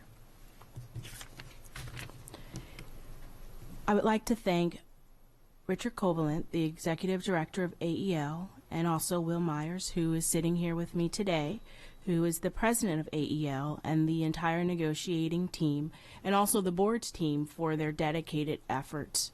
In spite of the many challenges experienced during the FY17 negotiations, ultimately the teams were able to reach an agreement which supports AEL members and their commitment to AACPS students, staff, and community. On December 6, 2016, AEL ratified this agreement. As such, I respectfully request your approval and ratification of the aforementioned summary of changes. Thank you. Well, good afternoon, President Korbelak, Dr. Arlotto, and board members. For the record, I'm William Myers, President of the Association of Educational Leaders and also principal at South River High School. Today, I have been directed by my membership to accept the terms of a contract for the 2016-2017 school year that embodies the recommendations of a mediator made after our impasse negotiations were unsuccessful. This contract does now provide for a 0.97% COLA for all Unit 2 members. Now that's not a step, that's not 1%. Why 97%, you may ask? Well, it's because our membership did not feel it was appropriate to deny compensation to the 8 most senior members of our organizations who do not have eligibility for a step. Those 8 members represent 351.4 years of dedicated service. According to your school system's budget analyst, it would have taken $14,000 in order for those 8 members to receive an equivalent step. Your negotiating team, presumably under your direction, was unwilling to consider their compensation, claiming there were no cost-saving measures available to make up the difference. This claim has a hollow ring to it. As we know, cost-saving measures were found to give non-represented groups a raise in excess of the budgeted amount last year. The fixed budget has been used as a shield, an excuse to justify this stance. Such a stance is inexcusable. It speaks volumes to my membership about how we are valued and appreciated. If this is perceived as a victory, it is a Pyrrhic one, for you've lost the goodwill and faith of many of the people who make magic happen in our schools every day. There's an undertone of concern throughout our membership. Class size, workload, compensation, benefits are issues which must be addressed. As we prepare for another round of negotiations and a new school year, it's my wish that both sides can reset their priorities and restore our members' faith in a school system we are told values our service and looks out for our best interest. I want to thank Ms. Rawls for all the sessions we had, although sometimes they were tenuous. In the end, we're on the same team and looking for the best interest of our school system. So I honor her efforts. Thank you. Thank you. Are there any board questions? Is there any public comment? Sorry, I've got a quick. I can't just ignore the math of something that you said. I want to make sure I understand. Did you say that this is not 1% based on something in your side's position voluntarily having it below 1%? Is that what you meant? We have agreed to less than 1% in order to provide the compensation for those 8 members. You know, the figure presented by the board's analyst is $386,000. That only covers 1% for 321 members of my organization.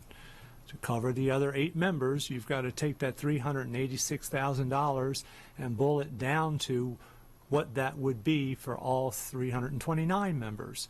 That comes out to roughly 0.97% of a COLA. Oh, I see. Okay.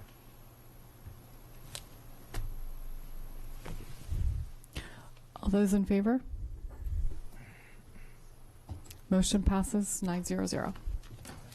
Thank you, both. Item 5.13 is new course approvals. This is an information to action item. Do I have a motion to move this from information to action? All those in favor? We now have an action item. Dr. Arlato, your recommendation, please. Yes, ma'am. I recommend approval of these courses beginning with the 2017-2018 school year. Do I have a motion? All right. Good morning. My name Good is morning. Skip Lee, and I'm the Director of Curriculum here in Anne Arundel County Public Schools. We have two course proposals presented before you today. Joining me is Ms. Debbie Albert, the author of these proposals, and she's here to assist me in responding to your concerns and addressing your questions. Mrs. Hummer. First off, I'm thrilled about the gaming classes. I just think that's going to be a wonderful addition for our kids moving forward to keep up with today's technologies and the things that they're already interested and good in. I think that's going to be wonderful. The other class, the Career Development Preparation and Transition, which schools will that be offered in? So out of our 12 comprehensive high schools currently, actually 13 including Phoenix, 11 of them are running a completer program called Career Research and Development. And so students take 2 credits of instruction, which prepare them for this transition, and then they earn 2 credits from actually working or interning on the job site. So that's where this is actually just an upgraded course to align with MSDE's new program. It's something that we've already been running, but this is the new version of the course, which infuses a lot more of financial information for students, a lot more preparedness on how to purchase things and budget and apply for jobs and that kind of true transition. So this is an elective that students choose to take? Or? It could be an elective. It could be used as part of their completer. So it is approved as an MSDE completer program, which is a 4-course sequence which allows them to meet graduation requirements. Great. Thank you. Mm-hmm. Mrs. Birch. I love new classes. I always decide that I want to go to high school again after we get our new classes, and I'm pretty sure I'm going to dream about this again tonight, and I'll have that dream where I forget to go to school all semester and then I have my exam at the end. But because now I want to be in high school again. But I love this. You know, I know the kids that this is geared towards, and this is going to be very helpful to them. And there are a lot of college programs now that are gaming majors. I mean, it's remarkable how many are out there. So no matter where a kid is going, this can certainly be helpful to them. I think it's a fabulous idea. Great. Yeah, it's very big in the local industry as well, which a lot of people didn't realize. But so this course is actually part of the program that we look at all of our programs that we currently run, and as they become outdated, which of course they do, we have to kind of get rid of some older programs. So this is actually taking the place of a program we closed at Cat South last year, and with work, you know, a lot of work with Anne Arundel Workforce Development and Department of Labor Licensing Regulation and all of that kind of data, this was zeroed in, and of course student interest. Simulation and gaming is one of the top things, so we're very excited about being able to offer it. Mr. Gilliland. Thank you, Madam President, and thank you both for this. I'm so glad to see and really just my thanks to you for engaging AAWDC. I was on that board for 8 years. I left them to come here, and I think they just do awesome work. And I'd really love to see the partnership that's already strong between AACPS and AAWDC continue to grow and flourish, because those opportunities for your students in particular are just going to be immense. So thank you for that. I do recall, I want to say maybe 6 months ago or so, we approved another course in the gamification area. So I know that there's going to be more in this area as the industry continues to evolve, and I just want to thank you for your openness and willingness here. Great, thank you. Is there any public comment on this item? All those in favor? Motion passes 900. Thank you. Thank you. Now we have 3 review items. Item 6.01 is the Carroll S. Parham Administration Building Telecommunication Transmission Facility.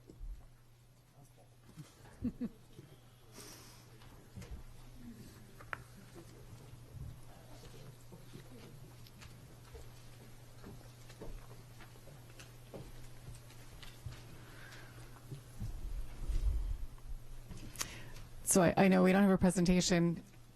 We've done all of the required meetings, but you were lonely. Nobody came to your public meeting. Sad. So I assume that no one had an issue with the cell tower then, that we know of. Right. Okay. Are there any board questions or comments on this item?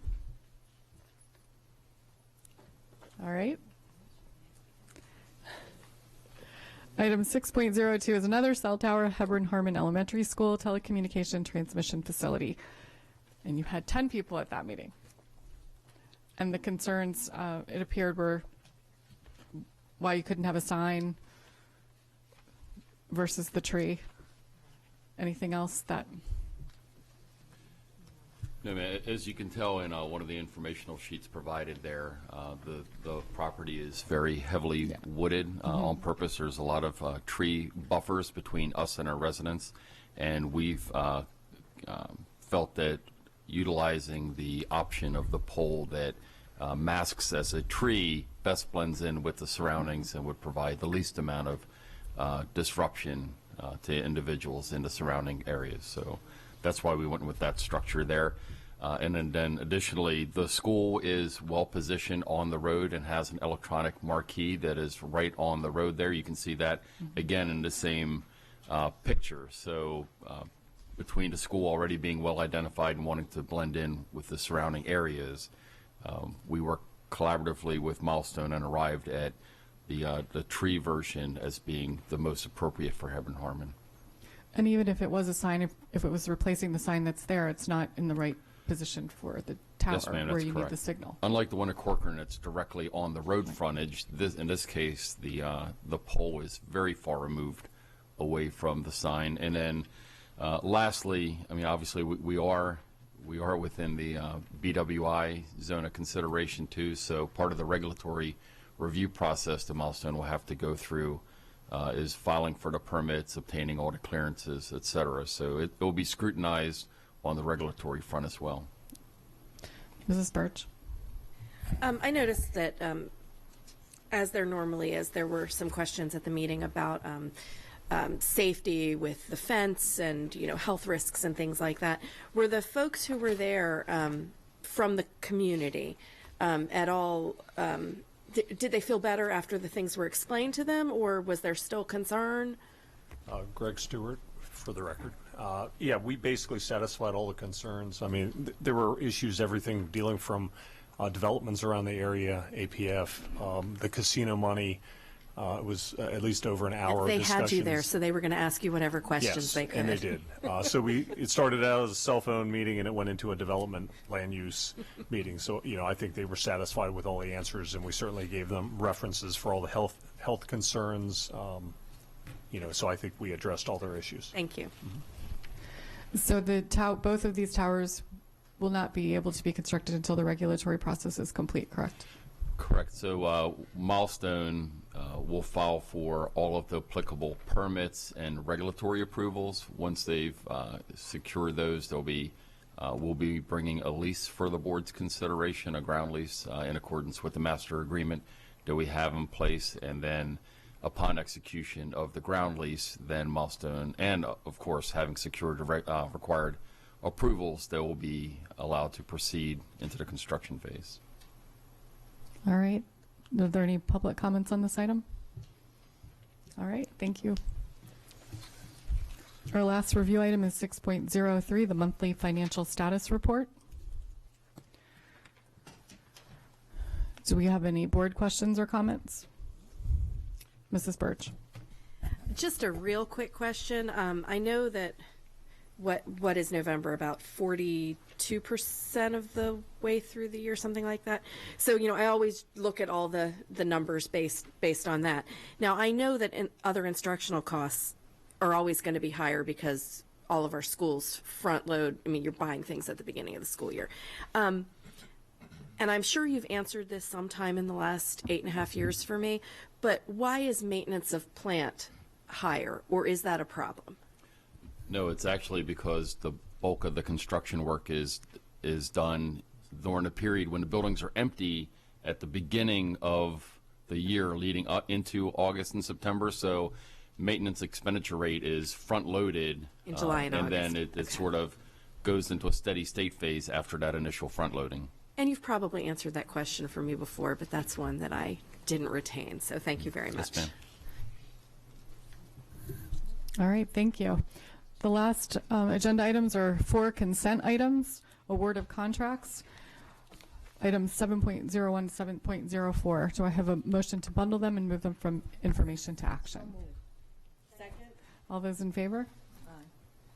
We now have an action item. Dr. Arlato, your recommendation. Yes, ma'am. I recommend the Board of Education award contracts 7.01 through 7.04 as listed on today's agenda.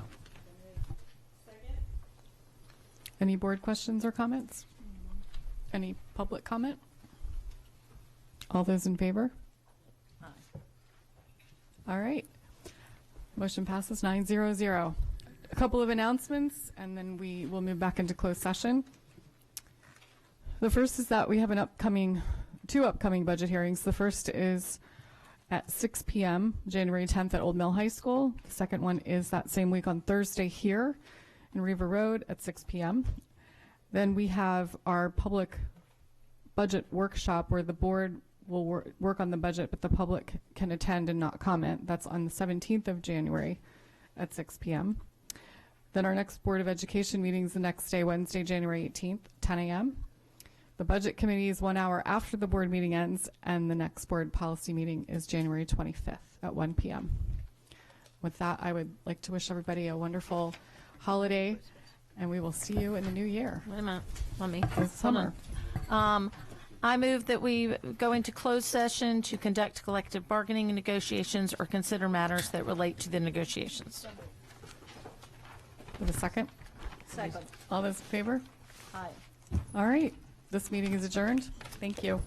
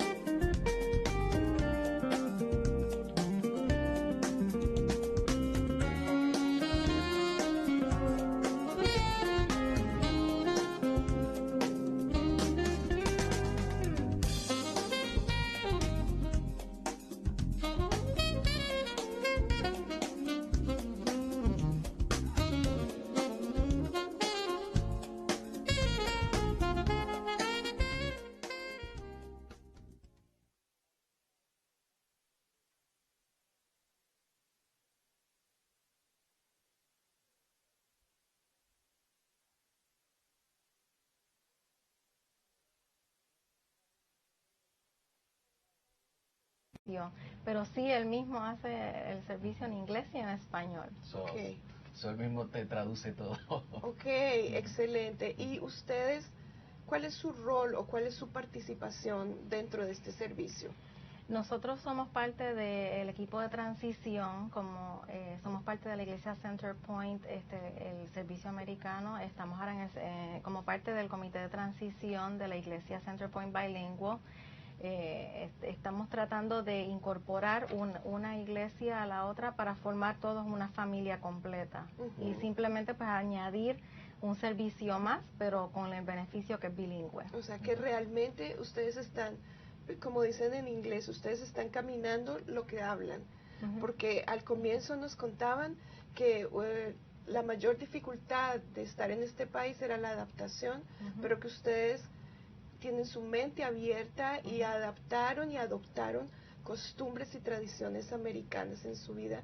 Y ahora dentro de la iglesia no se trata de separar dos iglesias, el servicio hispano, el servicio americano, sino de tener a toda la comunidad en un solo servicio, adaptándose mutuamente, ¿no? Porque los hispanos también influenciamos dentro de la comunidad americana. Correcto. Es algo mutuo y la mentalidad abierta es de las dos partes.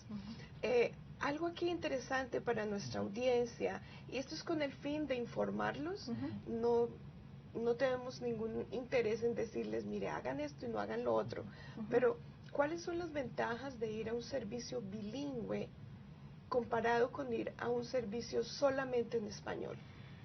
Yo pienso que la unión familiar, si tienes un papá o una mamá o una pareja o que simplemente hable en inglés o solamente habla en español, ambos pueden unirse, la unión familiar, la unión de esa pareja.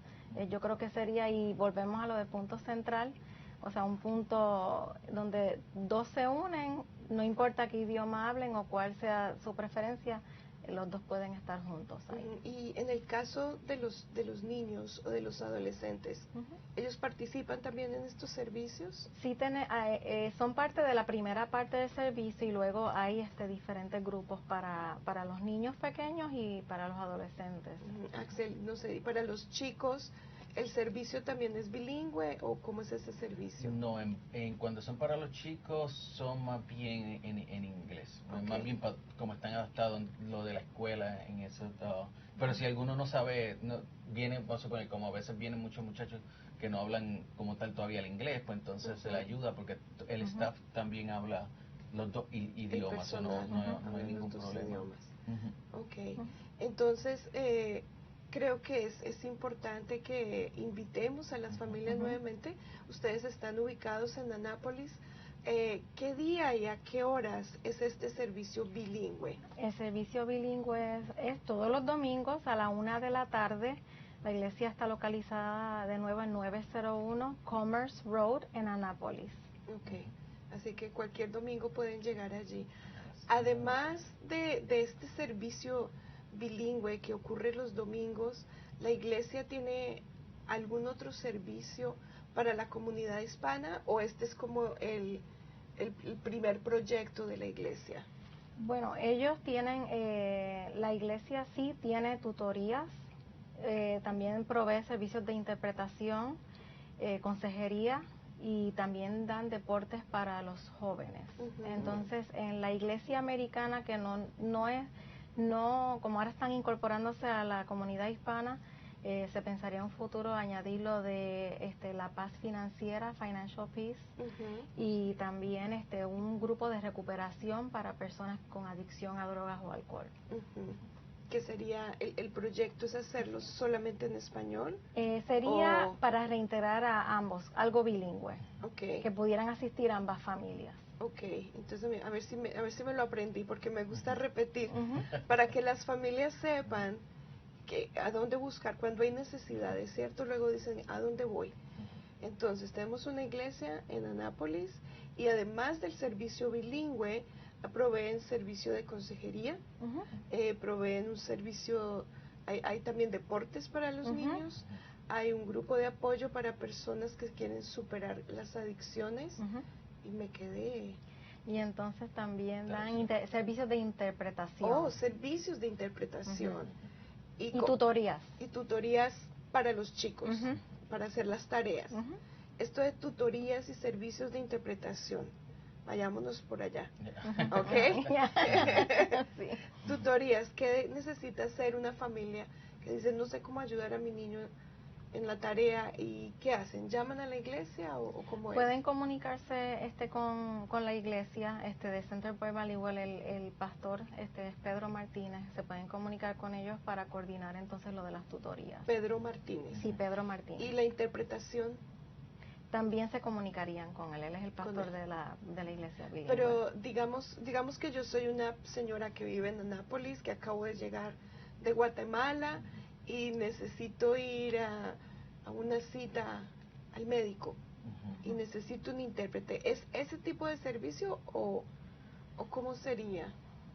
Es un servicio, o sea, no han utilizado más bien en las escuelas, han sido intérpretes en las escuelas con los padres. Perfecto, o sea,